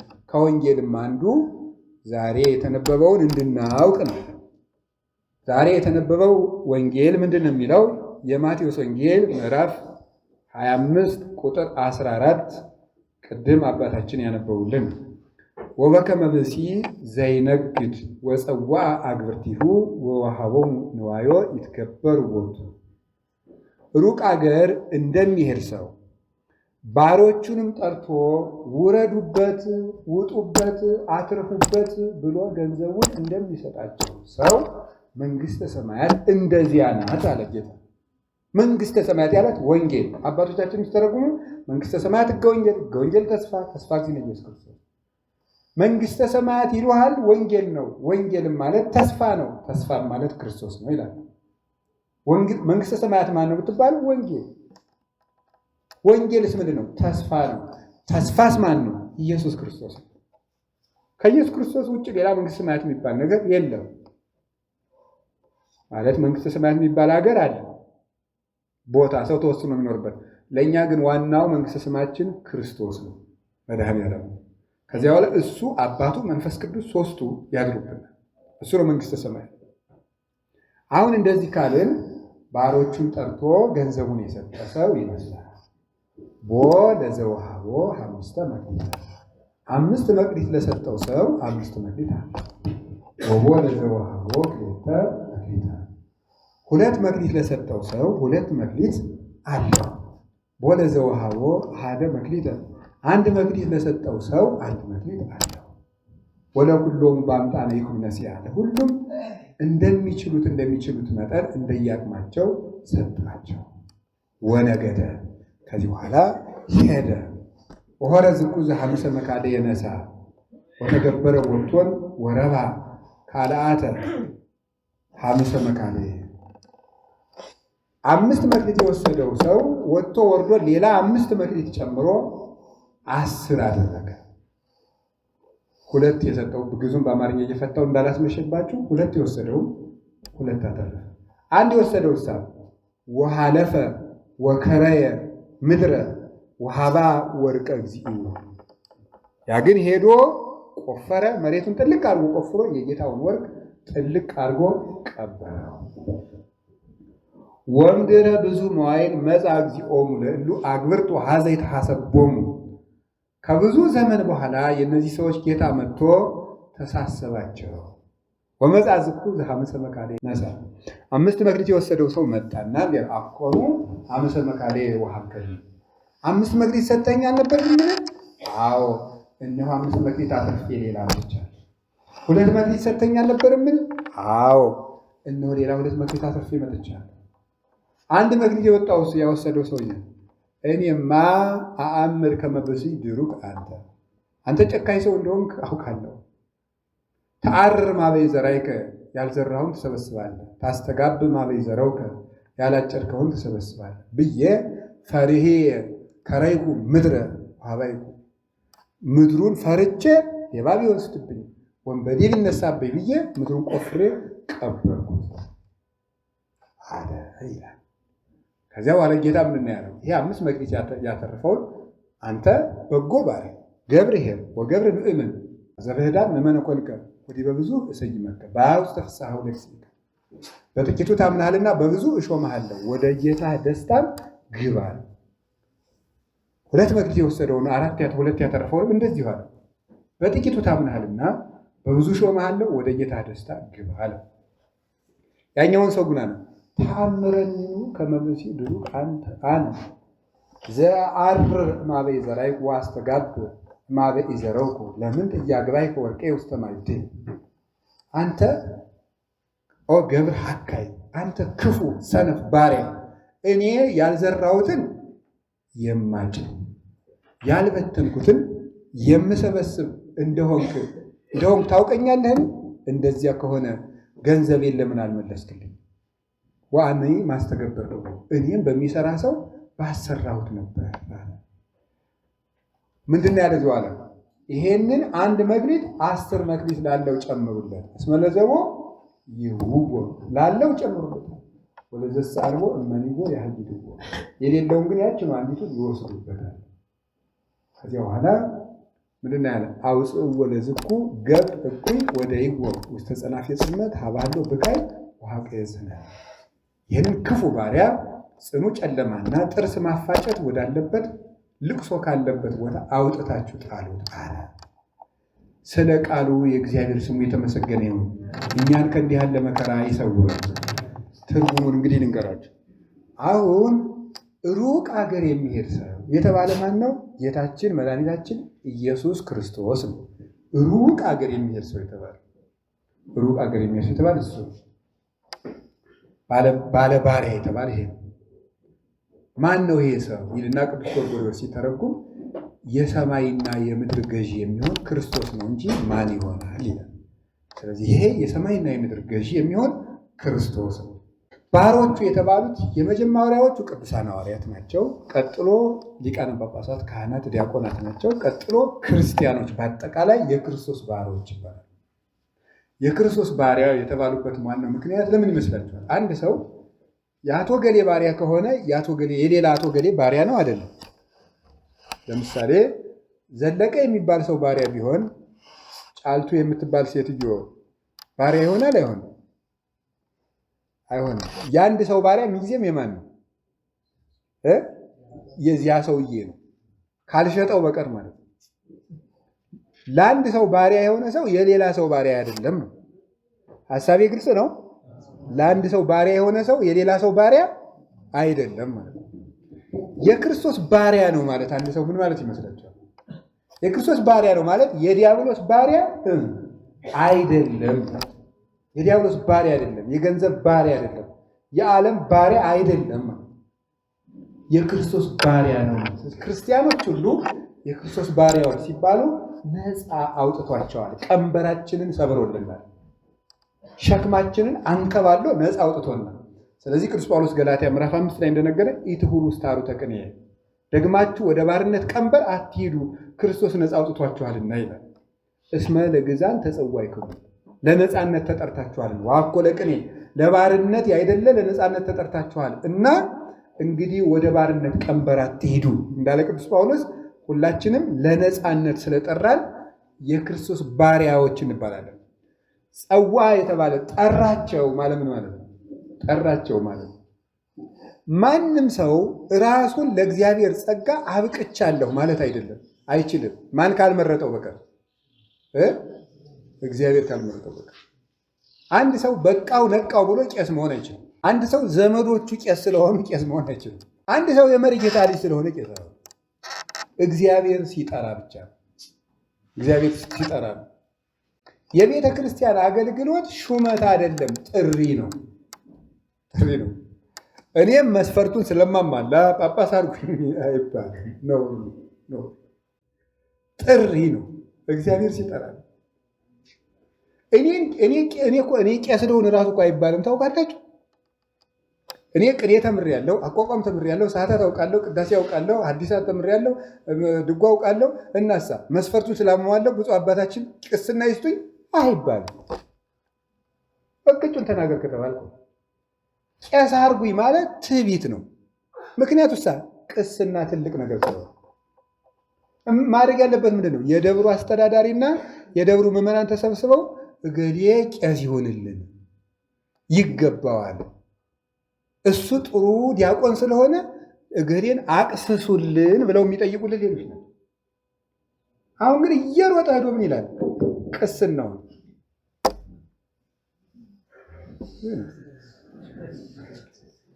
እንደው እንደ ኤልሳቤጥ ጽንስ እንኳን 5 ወር ሳይሸሽጋት ወደ ኦቁልኝ። ከዛሳ ደግሞ ምን ያደርጋል? ይሮጥ ወደ ቄስ አሉ። እናስ ቁምስና ስጡኝ አይባልም፣ አይባልም። ጳጳሱ ነው እገሌ ቆሞስ መሆን አለብህ የሚል። አሁንማ ጭራሽ እንቶ ቁምስና ስጡኝ ጳጳስ አድርጉኝ አይባልም፣ አይባልም። ነውር ነው። ኧረ ነውር ነው፣ ነውር ነው። ጳጳስ አድርጉኝ አይባልም። እናንተ አትሉም እና እኛ መቻልና ብላችኋል። እናንተ አትሉም የሚሉትን እናንተም ለአቅማችሁ የራሳችሁ ሹመት አላችኋል። ወረዳ ቤተ ክህነት አድርጉኝ፣ የሰበካ ጉባኤ ሊቀመንበር አድርጉኝ፣ ወደ ሀገረ ስብከት አስገቡኝ፣ ወደ ምንትስ የደብረ አለቃ አድርጉኝ ትሉ የለ እናንተ አይባልም። እንግዲህ የክርስቶስን ቃል ነው የምነገረው። አይባልም። ሰምታችኋል? እስቲ እናንተም በሉት አይባልም በሉት። በቃ አይባልም፣ አይባልም። ዝም በሉ። አይባልም፣ አይባልም። የመጽሐፉን ነው የምናገር። አይባልም። እንደዚህ ያለ ነገር ሹሙኝ በጭራሽ አይባልም፣ አይባልም። ነውር ነው። ጥሪ ነው። እስቲ ጥሪ በሉ። ወፀዋ ግብርት ይሁኑ። እሱ ጠርቶ ነው የሚሰጥ እንጂ እኛ ሹመት ስጠን አይባልም። እሱ ታዲያ እኔ ተገልጾ ና ቄስ መንክር አንተ አለቃውን ሊል ነው። በህዝቡ ይመርጣል እግዚአብሔር፣ በህዝቡ አድሮ ይመርጣል እንጂ እንዲህ አድርጉኝ ሰው ማደራጀት ፖለቲካ ነው እንዲህ የተያዘው። ሰው ታደራጃለህ። እዚህ የሰበካ ጉባኤ ምርጫ አለ። ቅዳሜ ነገሌ በግራ ተቀመጡ፣ ነገሌ በቀኝ ተቀመጡ፣ እጅ አውጡ፣ አንድ ዘመድ እንዳይቀር እጅ ብልጫ ሲባል በደንብ አውጣ። ሁለት እጁን ሁሉ እኮ የሚያወጣ ይመስላል። እግዚኦ ክርስቶስ የቻለው ጉድ፣ ክርስቶስ የቻለው ጉድ ማለት ተጠርቶ ነው እንጂ በማፋቸል አለው በማለት የለም እኮ እንጂ በማስመሰል አይሆንም። ሮጎ ስላሴ ታው ጥሩ አይደለም። ወፀዋ ግብርት ይሁን። እግዚአብሔር ከጠራን እሱ ይጥራል ለወደደው ነገር። ሲጀመር እኔ ለሹመት መድኃኒዓለም ጥራኝ ልለው አልችልም። እንዲሁም መንግስተ ሰማያት የሚያገባ ቢሆን ወደ ሞት ነው ጥራኝ የምለው እንጂ ደግሞ ችግሩ ኩነኔ የሆነ ደግሞ እጅ ምን እንደሚጠብቀኝ ያውቃል። ችግሩ እሱ ላይ ነው እንጂ ጥራኝስ ማለት እንደ ውሰደኝ ጥራኝ አይዋይ እያለ ያለቅሳል የገጠር ሰው ወንድሙ ሲሞት እውነቱን ነው። ጥራኝስ ማለት እንደ ወደ በገደለን እንጂ ለሹመት ጥራኝ አይባልም፣ አይባልም። ደግማችሁ በሉ አይባልም በሉ። እንግዲህ ይታዘባችኋል እንዳትሉ በቃ እኔን ምረጡኝ አይባልም። ኧረ ነውር ነው ይሄ ካልጠፋ እንደው በቤተ ክርስቲያን አምላክ ይሄ ካልጠፋ ቤተ ክርስቲያን መቼም ቢሆን ትውልድ አታገኝም፣ አገርም አይኖርም። ትልቁ መከራ ያለው እኛ ቤት ውስጥ ነው። እኔ ማንንም አልጠይቅም። በቃ የቤተ ክርስቲያን ችግር ያለው እኛ ቤት ውስጥ ነው። ሃይማኖት የሌላቸውን ሰዎች እኔ አልወቅስም። እኛ ቤት ውስጥ ነው ያለው። ሃይማኖት የሌለውን ሰው፣ እምነት የሌለውን ሰው እኔ አልወቅስም። እኛ ነን ያለው። የእኛ የሹመት ፍቅር መቼ አብቅቶ ነው ገና? ይሄ እኮ ነው ችግሩ ነው። በንስሐ ልጅ እየተጣላ እገሌ ይህን ያህል ንስሐ ልጅ አለው እኔ አንሶኛል ብሎ እኮ በሰበካ ጉባኤ ይጽፋል። ይቀነስልኝ ኖር ነው። ጸጋይ አትይዝም አታነብም። ንስሐ ልጆች እንዲመጡ ወደ አንተ ደግሞስ ደግሞ እናንተ ሲሆን ደግሞ እኔ በዝቶብኛል ከቄስ ገሌ ሄጄ አይባልም። ሙክት መሰሉ ምዕመናን ዝም ብለህ እየሰበሰብክ የምታከማቻቸው ንስሐ አትሰጣቸው፣ አታስተምራቸው። ይሄ ምንድን ነው? ቄስ ገሌ ያለ አይሉ ቄስ ገሌ ብዙም ደስ አይሉኝም ስትል ምዕመኒቱ ወይም ሲል ምን ይባላል? አዎ ላይሉሽ ይችላሉ፣ ግን ምንም ችግር እንደሱ አይደለም። እንደዚያ ትላል። ቄስ ደስ አይለኝም ይለኛል አይባልም። ጥሩ ካህን ናቸው ነው የሚባሉ። ባልንጀራችን ራሱ ለምዕመናን አሳልፈን መስጠት የለብንም።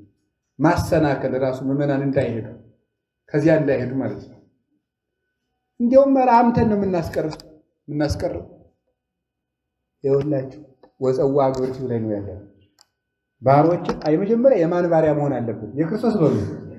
የገንዘብ ባሪያቱ፣ የሹመት ባሪያቱ፣ የፖለቲካ ባሪያቱ። እኛ የክርስቶስ ባሪያዎች ነን። እኛ የክርስቶስ መንግስት ሰራተኞች ነን። እኛ የፖለቲካ ባሪያ አይደለም። በቃ አይደለውም እንዴ ታውቁ። የኬንያ መንግስት ሰራተኞች እኮ የኬንያ መንግስት ካላካቸው በስተቀር የኢትዮጵያ መንግስት ሰራተኞች አይደሉም። በቃ የሾማቸው መንግስት ሰራተኞች ናቸው። የአሜሪካ መንግስት ሰራተኞች የቻይና መንግስት ሰራተኞች አይደሉም። ለአገልግሎት ለተልእኮ ካልተላኩ በፈቃድ ካልተላኩ እኛ የእግዚአብሔር መንግስት ሰራተኞች ነን። የማን መንግስት ሰራተኞች እናልኳቸው? የእግዚአብሔር መንግስት ሰራተኞች። ከፖለቲካ ከገንዘብ ከዘረኝነት ባርነት መውጣት አለብን። አግብርቲሁ ለመባል አግብርቲሁ መባል አለብን። የመጀመሪያ እኛ እኮ ደግሞ ከአግብርቲሁም በላይ ደግሞ ርስቱ ለክርስቶስ ነው። ኦ እግዚኦ አድኅን ሕዝበከ እየባረኳቸው አይደለም እንዳይመስላችሁ። እኔ እንደዛ አይወጣኝም። እንዲህ ያለ ትንቢትም ያርቅልኝ መድኃኒዓለም። እንዲሁ አደራረጉ ነው። ኦ እግዚኦ አድኅን ሕዝበከ ወባርክ ርስተከ። ፍቹ ምንድን ነው? አድኅን ሕዝበከ ምዕመናንን ወባርክ ርስተከ ካህናት እኮ ናቸው ርስት የተባለ። ካህናት የክርስቶስ ርስቶች ናቸው። ብፁዕ አቡነ ኤልሳ በረከታቸው ይድረሰን። በባረኩ ቁጥር እንዲህ ነበር የሚሉት፣ ሕዝብህን አድን ርስትህ ካህናትንም አክብር ነው። እንደዚህ ነው ተርጉሞ ይሉ ነበር። አሁን የላችሁ የፈለግኩት አባቶችን አሁን የምነግራችሁ ምንድን ነው? የመጀመሪያ ከእንዲህ ያሉ ባርነቶች መውጣት አለብን። ቀጥሎ ሳንጠራ እኛ መግባት የለብንም። ግልጽ ሆነላችሁ? ግልጽ ሆነላችሁ? እንዲጠሩ ሆኖ መገኘት ነው። እየሮጡ መሄድ አይደለም። ራሱ ክርስቶስ ሲጠራችሁ አይጉድ ሙያው በኖረን ቅድስናው በኖረን የእሱን ፈቃድ በፈጸምን እንጂ ሰው ማክበር መድኃኔዓለም ያውቅበት። አፈሩን እምነት እያረገ ውሃውን ጸበል እያረገ እንጨቱን ታቦት እያረገ ያከብራል? አያከብርም? ያከብራል። አሁ ሰው እንደሚያከብርማ እንጨቱ ተቀርጾ እኮ ታቦቱ ነው። የእግዚአብሔር የክብሩ ማረፊያ ሆኖ እግዚአብሔር እንኳን ሰው ውሃውን እንጨቱን እሳቱን ያከብረዋል። ላክብረው ካለ ያከብራል። ሰው ማክበር መድኃኔዓለም ያውቃል። አለን ማለት አይደለም። ወሃቦሙ ንዋዮ ይትገበሩ ቦቱ፣ ወጥተው ወርደው ሊያጠፉበት ገንዘቡን ሰጣቸው። እሺ ሆረ የተባለ ሩቅ አገር ሄደ የተባለ እርገቱ ነው። የክርስቶስ እርገቱ ሆረ ይባላል። ገንዘብ ሰጣቸው። ገንዘቡን ሰጣቸው። ገንዘቡን ምን አላቸው ነው ያልኳቸው? በጣም ጥሩ ነው። ገንዘቡን ሰጣቸው ነው። አንድ ጥያቄ ልንገራቸው። ክህነት የማን ገንዘብ ነው? እያንዳንዷን ፍች መያዝ አለባችሁ። እንቡዘ ልቡናችሁ ምስጢር እንዳያልፋችሁ ማለት እያንዳንዷ ቃል እንዴት እንደምትፈታ ማየት አለባችሁ። ገንዘቡን ሰጣቸው። አሁን ሶስት ነገር የተረጎምኩላችሁ ምንድን ነው? ባሮቹ፣ ከዚያስ ጠራቸው፣ ሁለት፣ ሶስተኛስ ገንዘቡን። ገንዘባቸውን አይልም። ምኑን ያለው? ክህነት የማን ገንዘብ ነው? ቤተክርስቲያን የማን ገንዘብ ናት? አሁን ክህነት የእግዚአብሔር ገንዘብ ሆኗል። የማን ሆኗል? የሰውየው ነው። እየተሸጠ ነው ለማለት ፈልጌ ነው። ይሸጣል። የክርስቶስ ስለሆነ በክህነቱ አንድ ሰው መኩራት አይችልም። ድምፀኛ ቀዳሽ ቢሆን መኩራት አይችልም። እኔ ይሄንን አላደርግም ማለት አይችልም። ካህን ለምዕመናን ይሄን አላደርግም፣ ለቤተክርስቲያን ይሄን አላታዘዝም፣ ማን ያዘኛል እኔን ማለት አይችልም። ያንተ ነገር የለህም፣ የክርስቶስ ነው። ክህነቱን የሰጠህ ሊቀ ካህናት ኢየሱስ ክርስቶስ ሙቶ ነው የሰጠህ። ሁላችን በሞቱ የሰጠን ክህነት ስለሆነ ይህን ክህነት ለማምጣት እኛ ምንም አልሆንም። ክርስቶስ ግን ደም ከፍሎበታል። ስለዚህ ገንዘቡ የክርስቶስ። አሁን እኮ የሚገርመው እንደዚህ ካላችሁ የማይስተካከል ከሆነ ከነገሩ ጀምሮ ቅዳሴውን አንቀድስም። ክህነቱን የማን አደረገው ማለት ነው? የራሱ አደረገው ቄሱ ማለት ነው። አንቀድስም ከዚህ በኋላ ደሞዛችን ካልተስተካከለ እኛ አንገባም። ምዕመናን እስቲ ገብተህ ትቀድስበት እንደሆነም አያለው። ወይ ጥጋ ማለት ነው። የራስህ ክህነት ማለት አጎታ ያወረሰ መሰለህ? እንደዚህ የሚለውን ሰውዬ ነው እናንተ ነገር። ክህነቱ እኮ የክርስቶስ ነው። የክርስቶስ ከሆነ በክርስቶስ ክህነት አይኮራበትም፣ አንታበይበት። የኛ አይደለም፣ ጥሪታችን አይደለም፣ እናት አባት ያወረሰን አለ። የክርስቶስ የክርስቶስ ስለሆነ ክርስቶስ በሰጠን ነገር እንደፈለግ ያዘናል። ንዋዮን 5 መክሊት የሰጠው አለ፣ 2 መክሊት የሰጠው አለ፣ 1 መክሊት የሰጠው አለ። 5 መክሊት የተሰጠው የተባለው የመጀመሪያዎቹ ጳጳሳት ናቸው ብለውናል አባቶቻችን። ባለ 5 መክሊት ናቸው። ስለዚህ አያችሁ ጳጳስ ብዙ ሰው ነው ማለት ነው። እኔ እኮ ጳጳስ አከብራለሁ ስላችሁ እንዲሾሙ ብዬ ምን የሚሾሙ እንዲያቀርቡ ብዬ አይደለም። ጳጳስ 5 ሰው ነው ማለት ነው። የመጀመሪያ ምዕመን ነው አይደል? እንጂ ምዕመን አይደለም እንዴ? ጳጳሱ ምዕመን አይደሉም ናቸው እንጂ እንዲያውም እኮ ዲቁና ያስጨመረቻቸው ዋናይቱ መሰረት ምንድን ነው? ምዕመንነት። ጳጳሱ ምዕመን ናቸው። ቀጥሎስ ምንድን ናቸው? ዲያቆን ናቸው አይደሉም ነው? ቀጥሎ ምንድን ናቸው? ቄስ ናቸው። ቄስ ናቸው። ከዚያ ቀጥሎ ደግሞ ምንድን ናቸው? ጳጳስ ናቸው። ከዚያ ሊቀ ጳጳስ ናቸው። 5 ሊቀ ጳጳሱ 5 ጸጋ ነው። ምንነት፣ ምዕመንነት፣ ዲያቆንነት እና ቅስና፣ ጳጳስ፣ ሊቀ ጳጳስ። እውነት ለመናገር የፈለገ ነገር ባይና በሰማ እኔ ጳጳስ በስብከት ቀርቶ በምንም ለመሳደብ አፌ የማይደፍር ለዚህ 5 ነገር የተሸከመ ሰውዬ ይሄን ይፈራል። እግዚአብሔርን ነው የምፈራው። 5 ሰው እኮ ነው የሚመጣው አንድ ጳጳስ ሲመጣ ማለት ነው።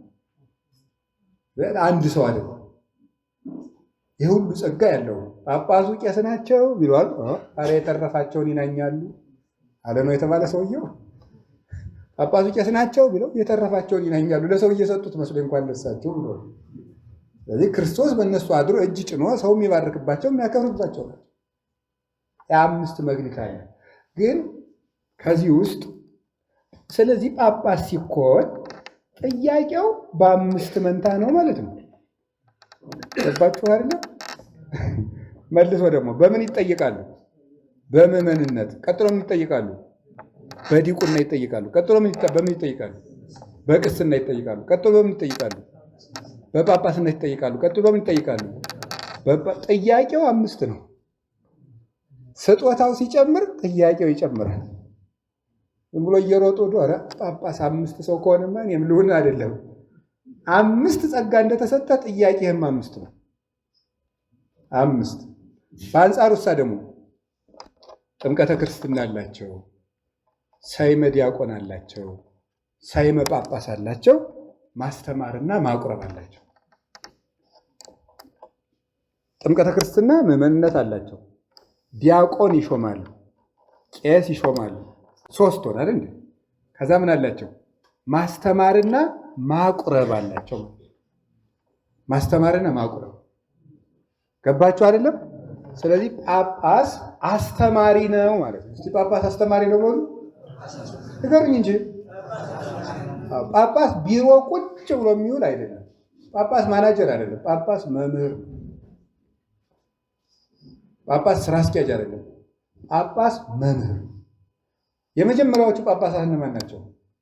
ቅዱሳን ሐዋርያት። ምንድን ናቸው? መምህራን አይደሉም?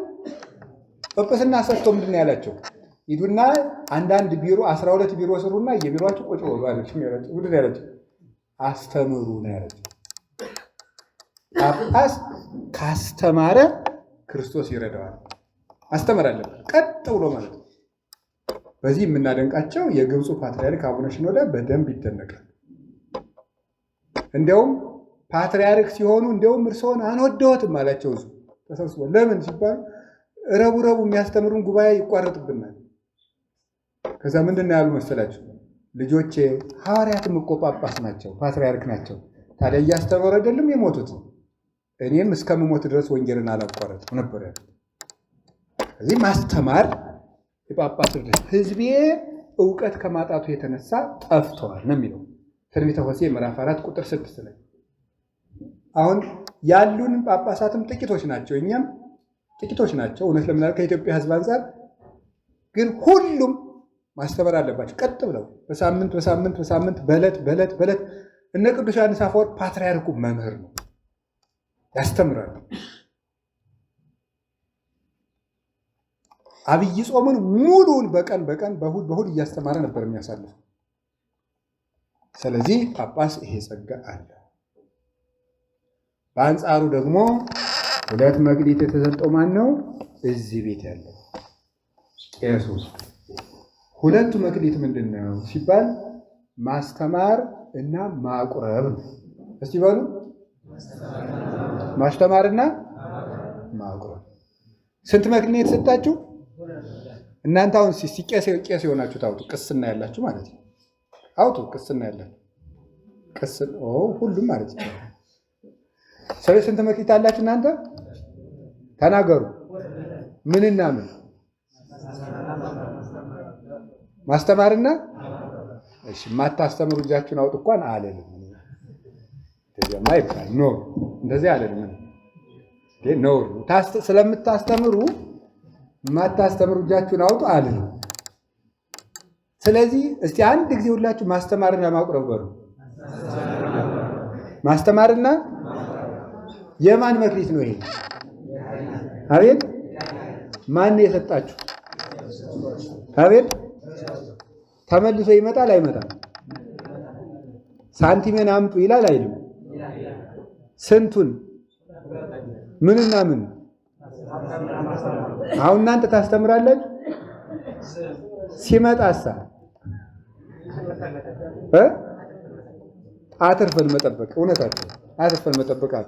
ስለዚህ ከነገ ጀምሮ አስተምሩ ነው። አስተምሩ። 2 ዕዳ አለባችሁ፣ 2 ሳንቲም፣ የክርስቶስ ሳንቲም። ማስተማር ግን አንዱ ሰማይና ምድር ራሱ ተሽጠው ቢከፈሉ ዋጋ የማይሞላል።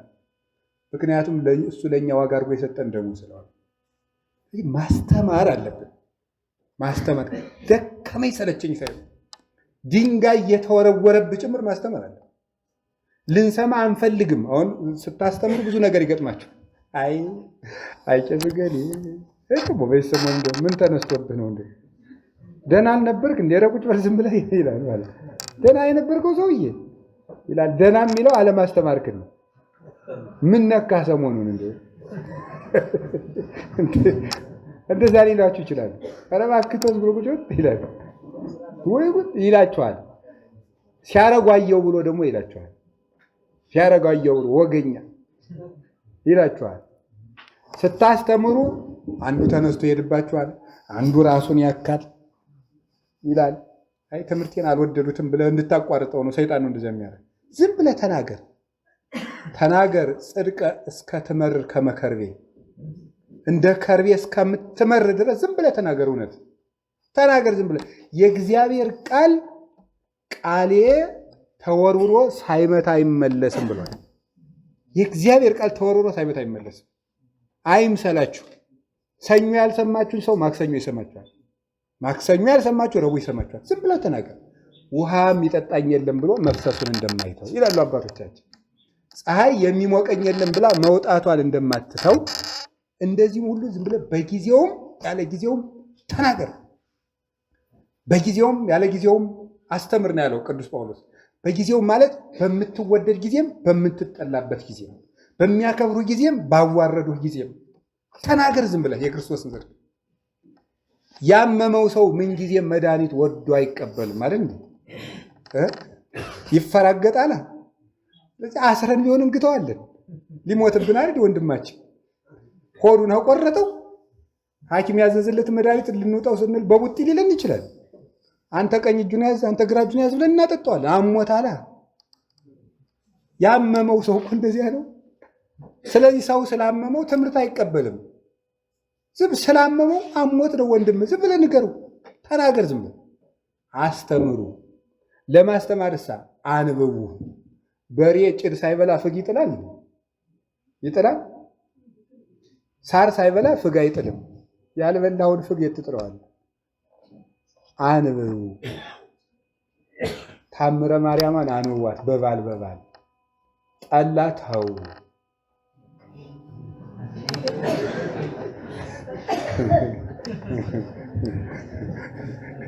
እስካሁን ደህና ነበርኩ አይደል? ምን ነካሃል? እስካሁን ደህና ነበርኩኝ፣ የሆነ ነገር ነካኝ አይደል? እሺ፣ ጠላ ተው፣ አረቂ ተው፣ አይናችሁ ሞጨ። ቀላ እኮ ያለ እድሜው አይናችሁ ተያዘ። በቃ እንደ ውራ አህያ። ማን ነው እንደዚህ ያደረገ? ጠላ ደማሙ፣ አረቂ ጅሩ። ተው፣ ቀንስ፣ ተው። እኔ እውነቴን ነው። ኧረ ቄስ ተንዘባዝቦ ምዕመን ተሸክሞ ሊወስደው ነው እንዴ? ተመልከቱ፣ መጽሐፍ ተመልከቱ እስቲ። በባል ቀነሳ። እንጀራ ብሉ እስቲ። ጠላውን ተውና እንጀራ ብሉ። እንጀራው ገበሬም ስለሆናችሁ ብትበሉ ከጎናችሁ ይወድቃል። ጠላ እኮ ውሃ ለገደል አያዝንም ይላል ገበሬ። ሰብሮ ይጥላ፣ አንጎሉ ይበላሻል።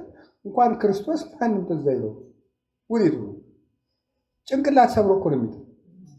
እኔ በበኩሌ እኔ ጠላ በሚጠጣ ሰው በጣም ይደንቀኛል። ለምን መሰላችሁ? እኔ በኩሌ አሁን ብጠጣ አልችልም። ጽድቁን ተውትና ስለማይሆንልኝ አይሆንልኝም። አንድ ብጠጣ ጭንቅላቴን ብሎ እንኳን መጽሐፍ ልመለከት ተሽከርክሬ ነው የምወጣው። እኔ እንደው አንድ ገንቦ ጨርሶ ፍንክች የማይለውን ሰው አደንቀዋለሁ። ሆራ ይሄማ ታምረኛል እንዴ! ግሩም ነገር ምን ይበላ ነው እንደው እንጀራ እኮ እኔም ጠርጌ ጥለዋለሁ፣ ግን እኔ አይሆንልኝም በበኩሌ። ስለዚህ መጽሐፍ ተመልከቱ፣ በባል መጽሐፍ አንብቡ። በጋራ እየሆናቸው አሁን አንድ የገጠር መርጌታ ባለፈው መጥቶ ፍትሐ ነገሥት ስመለከት ምን ይላል አለኝ። አንዱ በረዶ ሊያስመታን ነው የሆነ መጽሐፍ እየተመለከተ ነው ብሎ ለህዝቡ ፍትሐ ነገሥት እኮ ነው ማለት አይታ ላይ ድረስ እኮ ነው እንደው። ስለዚህ እንደው ድጓ ቅኔ ቁልቁል የሚባለውን ማዕት በሀገራችን አታምጣብን አላሉ የቆላ ቄስ ይባላል። እና እንደዚህ ያልንሆን ነው እኮ እንደዚያ እንዳንሆን በባል አምስት ተሆኑና ፍትሐ ነገሥቱን አንዱ ይመለከታል። ከዛ ትሰማላችሁ፣ አንዱ ያነባል፣ አንዱ ይመለከታል። ዕቃ ቤት ግዙ፣ አዋጣችሁ አትገዙ፣ ቀነስ እስቲ የሁለት ወር አረቄ ተውና ፍትሐ ነገሥት ግዙ። ከዛ በኋላ ጥያቄ ሲኖራችሁ ደግሞ ኑ እዚህ እኛ እንመልሳለን።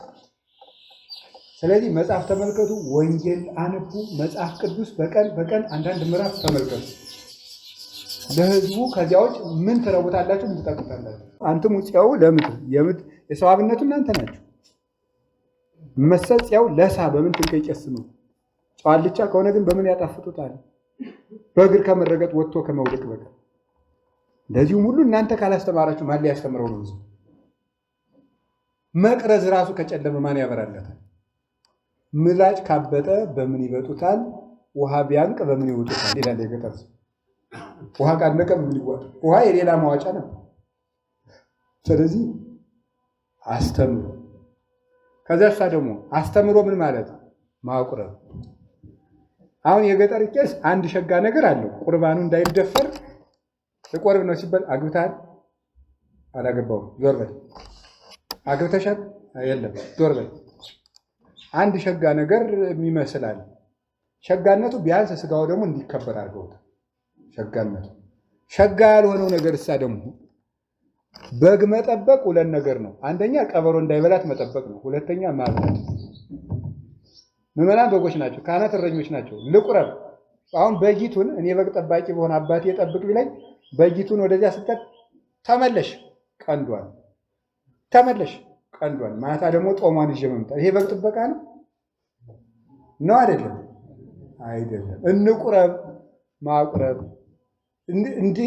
ቁርባኑሳ እንዳይደፈርሳ ማስተማር፣ ድንገት ከተሰናከሉብንሳ ንስሐ። ይሄ ነው የሚገባው ማለት ነው። አሁን ሁለት ነገር ቀረብን ነው የምላቸው።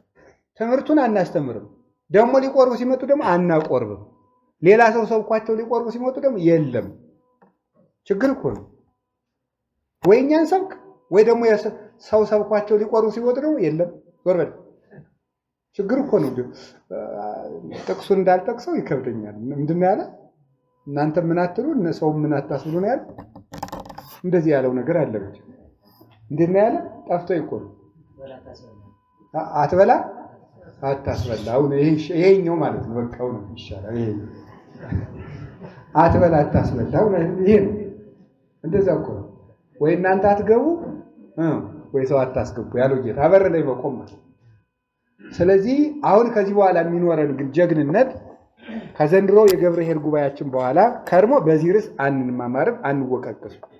ከርሞ ሌላ ርዕስ ነው የምንማማረው። ምክንያቱም ይሄን ዛሬ ተምረናል። ከነገ እሑድ ጀምሮ ሁላችሁ ታስተምራላችሁ። ንስሐ ልጆቻችሁን በወር እየጠራችሁ ታስተምራላችሁ። አላችሁ ዘመዶች? አቤት ሰው ሁሉ እንዲቆርብ ታስተምራላችሁ። ማስተማር መጀመሪያ እንዲጠነቀቅ ቁርባንን እንዲዳፈር ሳይሆን እየተዘጋጀ እንዲመጣ አስተማር። አንድ መክሊት የተሰጠው ማን ነው? ዲያቆን ይባላል። የዲያቆን ጸጋው ምንድን ነው ሲባል ተልእኮ መላላክ ማለት ነው። በቃ የዲያቆን ጸጋው አንዲት ናት። እሷ ምን ትባላለች? መታዘዝ። ህየንተ መላእክት ብነ ላይካነ ምስጢር ዲያቆናት እላ አቅለሉ ክነፊሆሙ በተልእኮ ምስጢር ያለው ሰዓታቱ ወደ አባ ጊዮርጊስ በመላእክት ፈንታ ክንፈ ጸጋቸውን ለተልእኮ የሚያፋጥኑ የምስጢር መልእክተኞች ዲያቆናት አሉ። ስለዚህ ዲያቆናት ተላላኪዎች መልእክተኞች ናቸው። ለክርስቶስ ምስጢር የሚላኩ ናቸው ዲያቆናት። ዲያቆኑ ያችኑ ካጣ ተብለ ያችን በምን ያበላሸታል? ቆፍሮ በትቢት ያበላሸ። ዲያቆን አብሮ ከቀደሰ የቄስ ሚስት ካገባችሁ በኋላ እኩል ነው። አሁን የቄስ ሚስት ድሮ የኔታ ጤና ይስጥልኝ ትለው የነበረው ካገባችሁ በኋላ እኩል ናቸው። ዲያቆንም አብሮ ከቀደሰ በኋላ ቄስ ገል ስማሱን እንትን አቀበለኝ ነው ማለት የሚጀምረው ነው። ዲያቆን ሁሉም ዲያቆን አይደለም። ጥሩ ዲያቆናትም ማለት ዲያቆን ታዛዥ እምቢ አይልም። እንደ ጌታ እኮ ነው። እንደ ጌታ ይታዘዝ እንደነበረው እንደ ሁሉ ነገር ክርስቶስ እያሰበ ከዚች ብሎ ምዕመናኑ እንዳይተኙበት፣ እንዳያንቀላፉበት፣ ወሬ እንዳያበዙበት፣ ችግር ካለባቸው ቶሎ ብሎ አዳምጦ ላለቃው ማድረስ። የተባሱ ምዕመናን ችግር ያለባቸው እንኳን ቤተክርስቲያን ውስጥ መጥተው በመንደሩ የተቸገሩ ምዕመናንን ሁሉ እየመዘገበ ላለቃው ማቅረብ አለ። የተቸገሩትን እገሌ እንዲሆነዋል፣ እገሌ እንድትታማለች፣ እገሌ ወልዷል፣ እገሌ ሊፋቱ ተጣልተዋል አሉ ብሎ ችግራቸውን የአጥቢያውን ምዕመናን እያጠና በቤተክርስቲያን እንዲጠና እነገሌ የሚበሉት የላቸው ወይ ሰው ይፈለግላቸው ወይ ቤተክርስቲያኒቱ ትንሽ ተደጉማቸው ሊል ይችላል።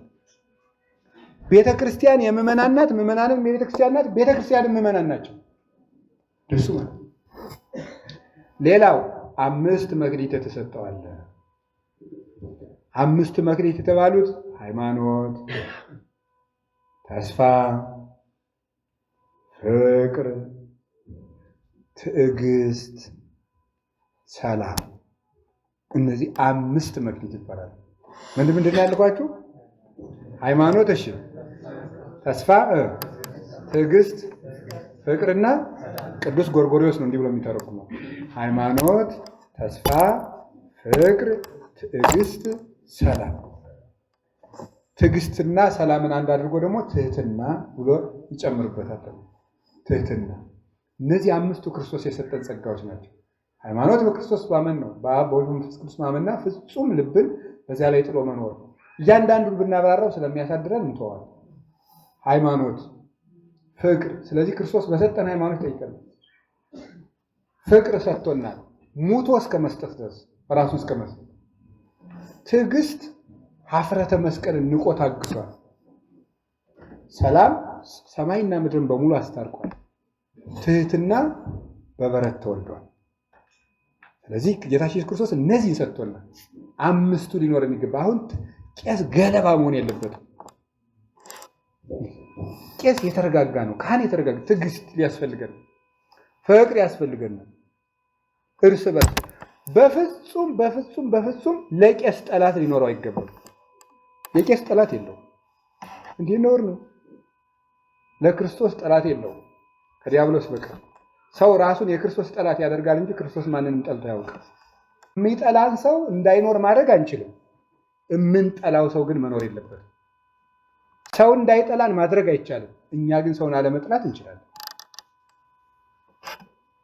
ሰው እንዳያማን ማድረግ አይቻልም። እኛ ሰውን አለማማት እንችላለን። ሰው እንዳያድምብን ማድረግ አይቻልም። እኛ በሰው ላይ አለማደም ግን እንችላለን። ሰው እንዳያሳድደን ማድረግ አይቻልም። ሰውን አለማሳደድ ግን እንችላለን። ሰው እንዳይገለን ማድረግ አንችልም። ሰውን አለመግደል እንችላለን።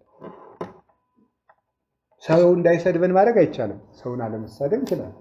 የበጃችን መንግስተ ሰማያት በእጃችሁ ነው ያለን። ይሄንን 5 መክሊት ሰጥቶናል ጌታችን ኢየሱስ ክርስቶስ።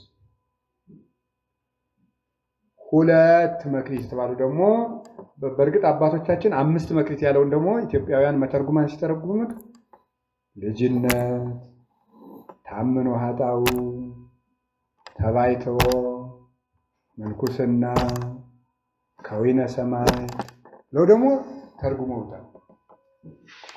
2 መክሊት የተሰጠው ደግሞ ንስሐና ምን ያለው ነው? ንስሐና ሃይማኖት ያለው። 1 መክሊት የተሰጠው ደግሞ የተባለ ሃይማኖት ብቻ ይዞ ተጎልቶ ያለ ንስሐ የማይገባ ስራ የማይሰራ ማለት እሱ ነው ብለው ይተረጉሙታል። ሌላ እሳ ደግሞ 3ኛ ትርጓሜ እዛችሁታል፣ ጠይቃችኋለሁ፣ ፈተና አለ። 5 መክሊት የተሰጠው የተባለ 5 ህዋሳት ናቸው። ምንድን ናቸው አልኳችሁ? አቤት አይን በሉ፣ ጆሮ፣ አፍ፣ እጅ፣ ከዛስ አፍንጫ። ስንት ሆነ? 5። ስንት መክሊት ናቸው እነዚህ? ማን የሰጠን? አቤት የካህን አይኑ ምን ያያል? መጽሐፍና ክርስቶስን ያያል እና ድሆችን ይጎበኛል። አይን በአይንህ ይጠይቃል ክርስቶስ። ነገ አይንህን ምን ስታረግበት ነው የኖርክ ቄስ ገሌ ብሎ ቄስ አለማየሁ ምን ስታረግ ነው የኖርክ ብሎ ይጠይቃል። አለማየሁ አይንህ ምን ሲያረግ ኑሯል? መጽሐፍ ተመልክቷል? መከራዬን አስበህ አልቅሰሃል? ድሆችን አይተህበታል? እኔን አስበህበታል ብሎ ይጠይቃል። አይናችን ጸጋ ነው፣ ራሱን ችሎ እንድናፈራበት ይሰጣል። በአይን ብዙ ነገር ይደረጋል። መጽሐፍን አባቶቻችን ስንት ሺህ መጽሐፍ አገላብጠው ለክብር የበቁ በአይናቸው ነው። የኛ አይን እስቲ ምን አደረገ? 30 ዓመት ብሎ ዝም ብሎ ቆለል እያለ ዝም ብሎ ተቁለጭልጮ ሊቀር ያው ነገ ይፈሳል እንደውሃ ሳያነብ ሳይማር ድሆችን ደን ሳናይበት።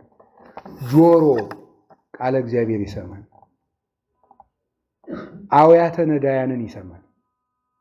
የድሆችን ጩኸት ማለት ነው። ክርስቶስን ያዳምጣል፣ ምክር ይሰማል። ሐሜትን አልቀበልም ይላል። አፍ መልካም ይናገራል።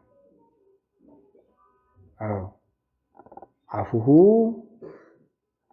ለጠቢብ ይነብብ ሰናየ ይላል። አረጋዊ መንፈሳዊ የሚባል አባት ሲናገር የደግ ሰው አንደበት ጽድቅን ይናገራል። የደግ ሰው አንደበት ጽድቅን ይናገራል። የክፉ ሰው ደግሞ አፉ ለእኩይ ይነብብ ህሙገ።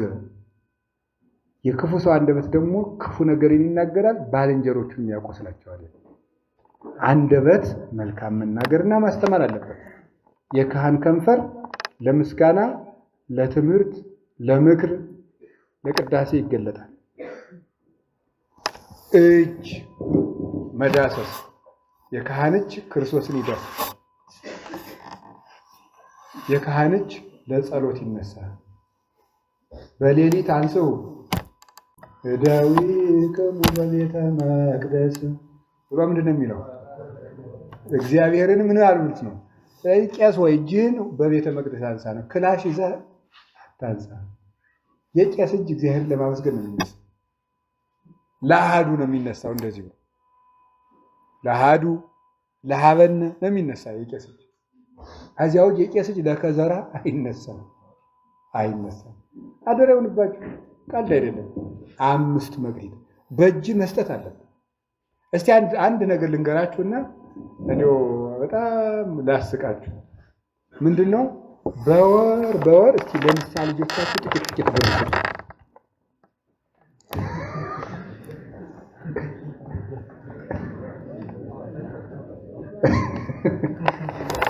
እኔም እኮ እንደሚያስቅ አውቅ ነበር። የፈለገ ቀልድ ባመጣ የዚህ ያህል አያስቅልኝ። አባ ዛሬ ገና ተበላሸ ምን እንደምትሉኝ አውቀዋለሁ። እስቲ ሌላው ይቅርና የትንሣኤ በቃ አንድ ብር ቢሆን ለንስሐ ልጆቻችሁ ብር ስጡ። በዓመት አንዴ ማለት ነው። ከዛ እነሱ እኮ አስራት ያወጣሉ። ያወጡ። ሰው የዘራውን ያኑ ምን ይላል የሚለው መጽሐፍ ንገሩኝ እንጂ ያጭዳል። ልመዱ። አሁን አንድ ብር አትጎዳችሁም። በዓመት አንድ ጊዜ እስቲ አንድ ብር ጀምሯት በሞት በዓመት አንድ ጊዜ ንስሐ ልጆቻችሁ ጠርታችሁ እሺ ለበረከት ትሆናችሁ ልጄ ከንግድ ጨምራል ብላችሁ ሰጡት። ያቺ እስከ ሞቱ አይረሷት። መስጠትም እስቲ እንልመድ ነው። እንደዚህ ብሎ መቀበል ብቻ ነው እንዴው? መስጠትም እንልመድ እንጂ ክርስቶስ አልሰጠም እንዴ? ነገሩ እንጂ አልሰጠም፣ ሰጥቷል። ቄስ ካልሰጠም ሊሰጥ ነው። አሁን ዛሬ በግብፅ በሌሎች አብያተ ክርስቲያናት ንስሐ አባት የዓመት በዓል ዘይት የጤፍ መግዣ ለንስሐ ልጆቹ ይሰጣል። ምዕመናንም አስራወጥ ያወጣሉ። እናንተ ኑሯችሁ ዝቅ ያለ ነው አውቃለሁ። ግን ሲል አንድ ብር ጀምሯት በሞት አንድ ብር እኔ የትንሣኤ 1 ብር ወይኔ ልስጣችሁ። የትንሣኤ ደግሞ የለም መምነ እንጂ የትንሣኤ ልደርስ ስትል አንድ ብር ምዕመናን በርግጥ ይንቋት ይችላል። 10 ብር ከሆነች ደግሞ ጥሩ ነው። 10 ብር ከሆነ 100 ልጅ ቢኖራችሁ ስንት ነው? 1000 ብር ማለት ነው። በዓመት 1000 ብር ታዲያ ምን ይኖራል? በዓመት 1000 ብር እስቲ እንደምንም ብላችሁ አውጡ። መቀነስ እኮ ነው። እዚች ከንትኗ ቅድም ያልናቸው አንዳንድ ዘመዶች የሉም? እነሷን መቀናነስ እኮ ነው። እነሱን ስንቀንሳቸው 1000 ብር ይገኛል። ልመዱ ነው የምላችሁ። አይ የዋናችሁ መሰለኝ። ምዕመናን መልሰው ለእናንተ ብሩን እኮ ያመጡታል። መስጠት፣ ለድሃ መስጠት፣ ለድሃው ንስሐ ልጃችሁ እስቲ መስጠት ነው። ትንሽ ስጡት። ትንሽ እኮ ነው። ዝም ብሎ ሁለት ብርጭቆ ነው ምንድነው እህል የሚሸጥበት መስፈሪያው ምንድነው? በቃ እሷን እሺ፣ ገበሬም ከሆናችሁ በእሷ ሩዝ ወስዳችሁ ድሃ ካለ ለዚያ ስጡት። ለድሃው ለዚያ ካልጅ በዚህ የትንሣኤ ዓመት በዓል እንካይችን ቆልተ ብላት ብሎ ምሕረት ይማራሉ ማለት ነው። ቤተ ክርስቲያንን ይወዷታል፣ ክርስቶስን ያዩታል ስንሰጣቸው ማለት ነው። ያችን አሉ በእጅ እንዳንጠየቅ እና በእጅ አትደባደቡ። ይሄ ነው 5 መክሊት። 5 ማትረፍሳ ደግሞ 5 የውስጥ ህዋሳት የሚባሉ አሉ። እነዚያን 5 የውስጥ ህዋሳት ማትረፍ ነው። ብዙ ሊቃውንት ምን ብለው ይተረጉሙታል? ቅዱስ ጎርጎርዮስ ዘንዚናዙ እንደሚተረጉመው 5 ማትረፍ ማለት ይሄ በውጭ ባለው ዕውቀት አገልግሎ የውስጡን ዓለም ማትረፍ ነው ብሎ ይተረጉሙታል። የውስጡን ዓለም ማትረፍ በሉ አቤት። አሁን በኋላ ምንድነው? ወደ ጌታህ ደስታ ውጣ ነው ግባ ነው የሚለው። አቤት ግባ ነው የሚለው አይደለም እንዴ? ስለዚህ በዚህ በአፋዊ ዓለም በውጫዊ ዓለም እዚህ ውጭ በሚቀረው ዓለም ተልከን ወደ ክርስቶስ አብአኒ ንጉሥ ውስተ ጽርሁ ወደሚባለው ወደ ክርስቶስ ወደ ውስጠኛው ጸጋ መግባት ማለት ነው። በዓይኑ ቅድም ባልኩት በጆሮ እንዲያርጉ ያገለገለ ሰው ቆይቶ ወደ ክርስቶስ ወደ ውስጠኛው ምስጢር ይገባል። ዛሬ በሚታይ ስጋው እያገለገለ እየወደቀ እየተነሳ እየጣረ እየጋረ ያገለግልና ነገ ወደ ውስጠኛው የክርስቶስ ብርሃን ይገባል። ይበቃል፣ ይቀደሳል ማለት ነው። ከቃሉ ጋር ናችሁ። ሁለት ደግሞ የተባሉ እነማን ናቸው ሲባል 10 ያተረፈው 10ሩን ቃላት ያተረፈ ነው። ስለዚህ 10 ሕዋሳት ያተረፈ ነው ብሎ ይተረጉማል። 2 ያተረፈ ምንድን ነው? 2 ያተረፈ የተባለው 2 መክሊት የተባሉት ብሉይ ኪዳንና ሐዲስ ኪዳን ይባላል። ብሉይ ኪዳንና ምንድን ናቸው? ሐዲስ ኪዳን ናቸው። ከዛ 2 ደግሞ ሲጨምርበት ምን ይጨምርበታል መሰላችሁ? እግዚአብሔርን መውደድና ሰውን መውደድ ይባላል። 2 መክሊቶች የተባሉ ሌላ 2 ማድረግ እግዚአብሔርን መውደድና ሰውን መውደድ በሉ። አቤት እግዚአብሔርን መውደድና ሰውን መውደድ ስንት ይመጣሉ? ይኸውላችሁ ብሉይ ኪዳንንና ሐዲስ ኪዳንን እግዚአብሔርን መውደድና ሰውን መውደድን በትክክል የተገበረ ሰው 4ቱ ወንጌል ትርፎቹ ይሆናሉ ብሎ ይተረጉሙታል አባቶቻችን። ስንቶቹ ወንጌል ትርፍ ይሆናሉ? የሰው ልጅ ትርፉ ምንድን ነው? ወንጌል ነው አላልኳችሁም? ቅድም መንግስተ ሰማያት ወንጌል ናት ብያችሁ ነበር። 4 ያተረፈው የተባለው እሱ። ስለዚህ ሰውን መውደድ አንድ ካህን ማህተሙ እግዚአብሔርን መውደድና ሰውን መውደድ ብሉይ ኪዳንና ሐዲስ ኪዳንን ይዞ ሰውንና እግዚአብሔርን ሲወድ 4ቱን ወንጌሎች ትርፉ ያደርጋል። በሌላ በኩል ደግሞ 2 መክሊት የተባሉ መያዛችሁና ለመያዛችሁ እንጂ 2 መክሊት የተባሉ ዕውቀትና ተግባር ናቸው። 2 መክሊት የተባሉ 1 መክሊት ያለው የተባለ ደግሞ ምንድነው? ሐሳብ ብቻ ዕውቀት ብቻ ተግባር የሌለው አይሰራም። እሱ የሌለው ይባላል 1 መክሊት ብቻ ያለው ይባላል። ስለዚህ እግዚአብሔር ይሄንን ሰው የወቀሰው በዚህ ምክንያት ነው። አሁን እነዚህ ሰዎች ሲያተርፉ ያኛው ሰውዬ ግን ቀብሮታል። አፈር ቆፍሮ ቀበረው የተባለው በምድራዊ ፍላጎት በገንዘብ ፍቅር። እንደውም ሊቃውንቱ የተረጎሙት ምንድነው? የገንዘብ ፍቅርና ቂም ናቸው።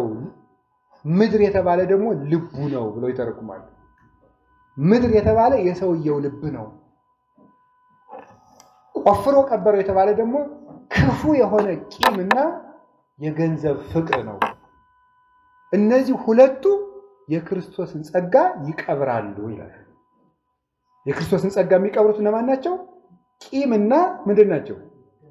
የገንዘብ ፍቅር የክርስቶስን ጸጋ ይቀብራሉ። አንተ ሰው ለምንድን ነው ያላተረፍክ ሲባል እኔ ፈርቼ ነው። ኃጢአተኛ ምክንያት ያጣል። ለምን ገንዘቤን አልመለስክልኝም ያለው 2 ነገር ማድረግ ነበረብህ ሲለው ነው ይላል። 2 ነገር ብታደርግ ኑሮ ቢያንስ ይሻል ነበር ነው። አንደኛ አንተ ባትሰራው እንኳን ለሚሰሩ ሰዎች ለምን አላስተማርክ?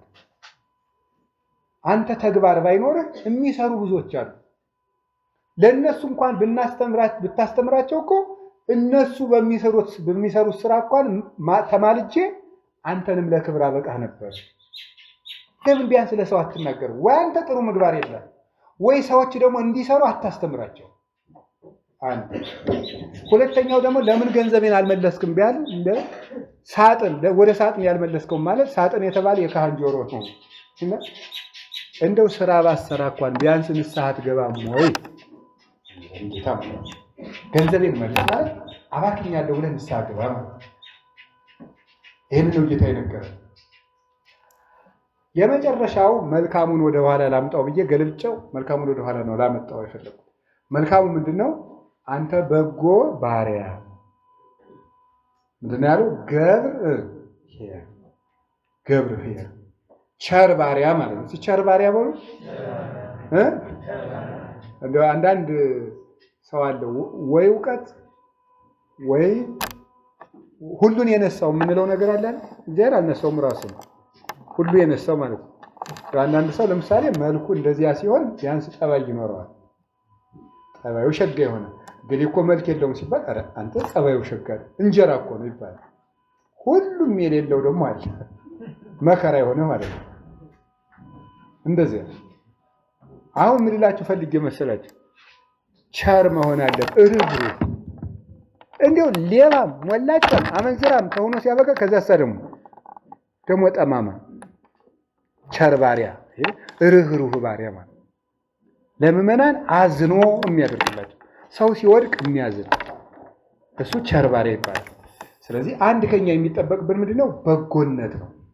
ርኅራኄ፣ መራራት፣ ይቅር ባይነት ክርስቶስ የሰጠን አንዱ አንተ በጎ ባሪያ ለምዕመናን ግድ ሆኖበት የሚያገለግል ሳይሆን ራርቶ የሚያገለግል ግድ ሆኖበት የሚያገለግል ሰው አለ። አሁን ሰበካ ጉባኤ ባይቀጣው የማይቀድስ ሰው ሊኖር ይችላል። አሁን ይሄ ምንድን ነው? ግድ ተገዶ የሚያገለግል ነው። ደመወዝ ብንከፍለው ዝም ብሎ ቁጭ የሚል ዓመት ሙሉ ሊኖር ይችላል። እንደው እየበላ ቁጭ በል ብንለው ማለት። በጎ ባሪያ የሚባል ግን የክርስቶስ አዝመራ አረም እንዳይበቅልበት ብሎ የሚኮሰትር ማለት ነው። ጧት ማታ የሚተጋ ለምዕመናን የሚያስብ እሱ ምን ይባላል? በጎ ቸር ባሪያ ነው።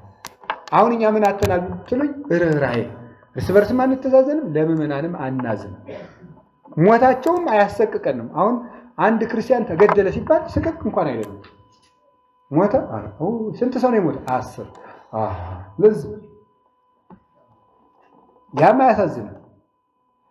ሲጋራ የሚያጨሰው፣ ጎዳና የወደቀው፣ የታሰረው፣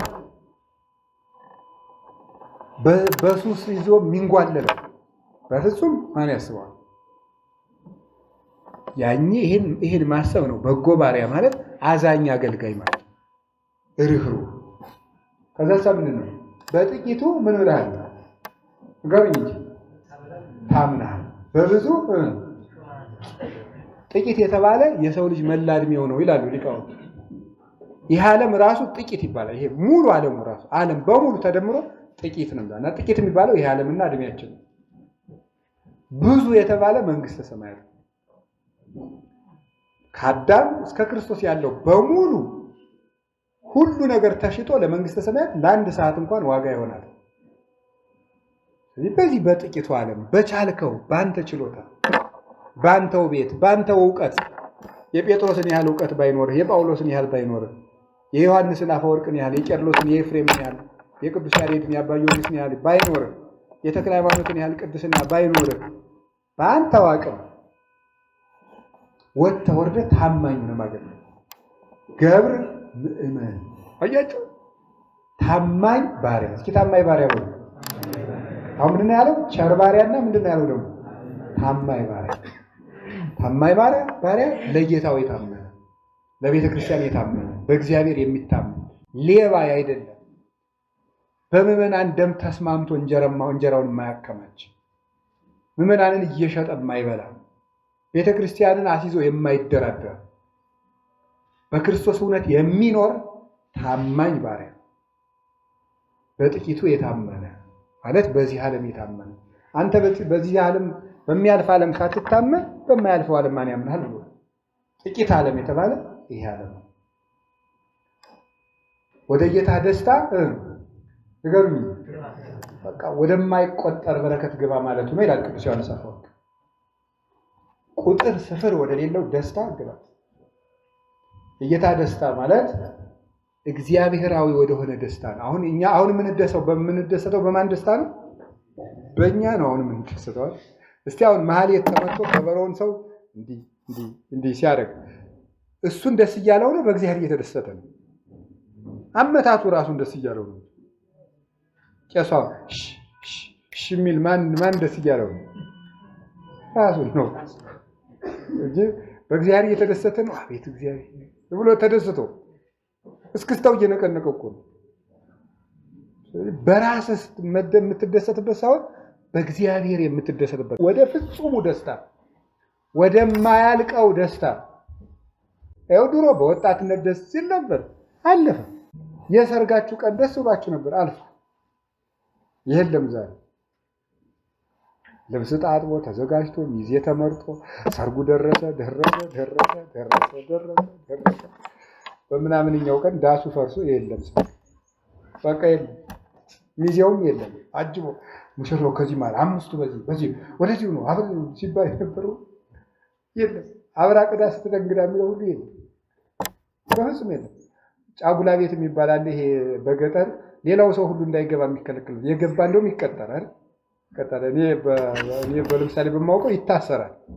ሰርሚዝ የሚባል አለ። ያ ሳይፈቅድለት የገባ ወደ ጫጉላ ቤት ይታሰራል። እዚያ ሄዶ ባለቤቶችን ዋስ ጠርቶ ጠላ ተቀብሎ ወይም ጠጅ ተቀብሎ ነው የሚፈታው። ያ ሁሉ አጀባ ሙሽራይቱ ሁሉ ድሮ እንደውም ቁልፍ እየሰጠን እናያት ነበር ፊቷ። እናንተ እንደዚህ አድጋችኋል? ታውቃላችሁ? ብር ያለው ልጅ ሳንቲም ሰጥቷል። እኛ ደግሞ የሌለና የሸሚዛችን ቁልፍ ቆርጠን ሙሽራይቱን ለማየት የሚገርመኝ እኮ በአምስተኛው ቀን ውሃ ልትቀዳል እናያት ነገር ነው። አይገርማችሁም? ለምናያት ያ ሁሉ ልፋታችን እንዴት ቀልዳብናለች እኮ ይገርማችኋል። ቆይተን የምናያት እንደው ምን አስቸኮለ እንደው ምን ቢመክሩን ነው? አይ እንደው ጨዋታውን ነው እንጂ ይሄ ሁሉ ለሰርግ የሚደረግ ክብር ነው። እና ሙሽራይቱ ሳይ እኔ ይገርመኛል። በልጅነቴ ሳይ ሙሽራይቱ ስትሄድ ወደ መጸዳጃ ቤት ስትሄድ ታዝላ አይገርማችሁም? ሌላ ቀን በባዶ እግሯ እየተንከረተተች እንጨት ትለቅማለች። ይኸው ያም ያልፋል። አለፈ በቃ። ከዚያ በኋላ ሙሽራይቱ የገሊት ልጅ እንደ ብላ በማር ወተት አድርጋ በወሩ ባልየው አንቺ ደንባራ ይላታል። ያልፋል። ሁሉ ነገር አለፈ። ወጣትነቱ አለፈ፣ ድግሱ አለፈ፣ ሰርጉ አለፈ፣ መተጫጨቱ አለፈ፣ ድንቂያው አለፈ፣ መብሉ አለፈ፣ ተስካሩ አለፈ፣ ጮማው አለፈ፣ ዝግድ የሚባለው ወጣል አማ ቀልጥሙም አለ። ሆድ እንግዳ ደግሞ የዘንድሮም ታጥቦ ዝም ያልበላ መስሎ አይገርማችሁ? አምና ያሁን ተስካር በልቶ ደግሞ ዘንድሮ አይገርማችሁ? ሁለት ያልበላ መስሎ ያ ሁሉ አለፈ። ይገርማል እኮ ዱብ ብለን የምንሮጥበት ጉልበት አለ። ሁሉ አለ። እዩኝ የምንለው አለ። የማያልፍ ደስታ ክርስቶስ ፍስሐ ዘይቱ የዳዘቦቱ የእናት ፍቅርም አለ። ትላንት ሞታል፣ አባትም ይሞታል፣ ወንድምም ይሞታል፣ ስልጣንም ያልፋል፣ ጓደኝነትም እኮ ያበቃል። አድጎ ሁሉም ወደ የራሱ ኑሮ ሲጠመድ ስንት የምንናፍቃቸው ጓደኞች አሉ ነው። ብናገኛቸው ደስ ቢለን የሚናፍቁን ማለት አብረውን ያደጉ ሁሉም ወደ የራሳችን ስንገባ ይሄል ወደ ኑሮ አጉጡ ሁሉም ወሰዱ። ሁሉም ያልፋል ይላቸዋል። ዘለዓለም የማያረጅ ሁልጊዜ የማይለወጥ ደስታው የማይነጥፍ ትሁብ ለሁሉ እንዘ ኢትቀብል ቅዳሴ ወልደ ነጎድጓድ ላይ ሳይጎድልብህ ለሁሉ ተሰጣል። ሳይጎድል ለሁሉ የሚሰጥ የሚታደል የሚሰጥ ደስታ ኢየሱስ ክርስቶስ ነው። ደስታ ይሏችኋል በክርስቶስ መደሰት። ቅዱስ ጳውሎስ ምን አለ? ስለዚህ ደግሜ እላችኋለሁ በክርስቶስ ደስ ይበላችሁ። አዎ ይኸውላችሁ በልብስ ደስ ሲለን ነበር። አሁን ድሮ ወጮ የሚባል ነበር። እንደው የኔ እድሜ ባቅሙ እንኳን ደግሞ ድሮ ሊባል አይገርምም? ወጮ የሚባል ነበር፣ አራባ የሚባል ነበር፣ ፖሊስተር የሚባል ጨርቅም ነበረ። ቡሊስተር ነው። አዎ ሁሉም ደህና ነው። እንደዛ የሚባል ልብስ ነበረ። ከዛ ደግሞ የሆነ ጊዜ ደግሞ ታይታኒክ የሚባል ሁላ መጥቶ ነበረ። ከዛ ደግሞ ሱፍ መጣ። የገበሬ ሱፍ ነው። የገበሬ ሱፍ ደግሞ መጣ። ከዚያ ደግሞ አሁን ደግሞ አምባሳደር ሱፍ ደግሞ የሚባለው መጣ። ሰው ሁሉ ያንን ለበሰ። ምን አለ ተለበሰም በቃ አለ። ደግሞ ጂንስ መጥቷል። ደግሞ ጂንስም ደግሞ አሁን ተስሮ ምን እንዳለ አላውቅም። ሁሉም ያለ ቤት ራሱ በቤቴ ደስ ይበለኝ ብትል አንተ ቻርገ ስትሰራት ጎረቤት ያኛው ጎረቤት ደግሞ በሁለት ዓመት ሰራ ይችል ልጨምርባት ወይ ጨምርና ያስቀናል። ችግሩ እኮ ነው። አለ የተባለውን ልብስ ገዝተህ ስትመጣ አሁን ምርጥ የሆነውን ካባ ስታሰፋ አንተ ያኛው መርጌታ መስቀል ጨምሮበት ይመጣል።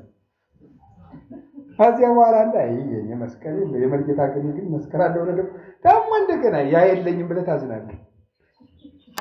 በዚህ ዘመን የማናጣው ነገር ምንድን ነው? በዚህ ምድር ላይ ሁሉን እናጣዋለን። ካለበት የሚኖር እግዚአብሔር ግን ሁሉ ጊዜ አለ፣ ሁሉ ጊዜ አለ። አይሰለችም። ደግሞ ሁሉ ነገር ይሰለቻል። ሁሉ ነገር የሚሰለች። እስኪ አሁን ስጋ አይሰለችም? ይሰለቻል። እስቲ አሁን ከእናንተ መካከል በስጋ ሰሞን ቆሎ አምሮት የሚያውቁ ሰው አለ? በደንብ እንጂ ማለት ነው። ብርቅ ነው ራሱ። አንድ ሰው ቤት ከተገኘ የትንሣኤ ሰሞን ቆሎ ብርቅ ነው። ለምንድን ነው መሰላችሁ? የዚህ ዓለም ነገር ስለሚሰለች ነው።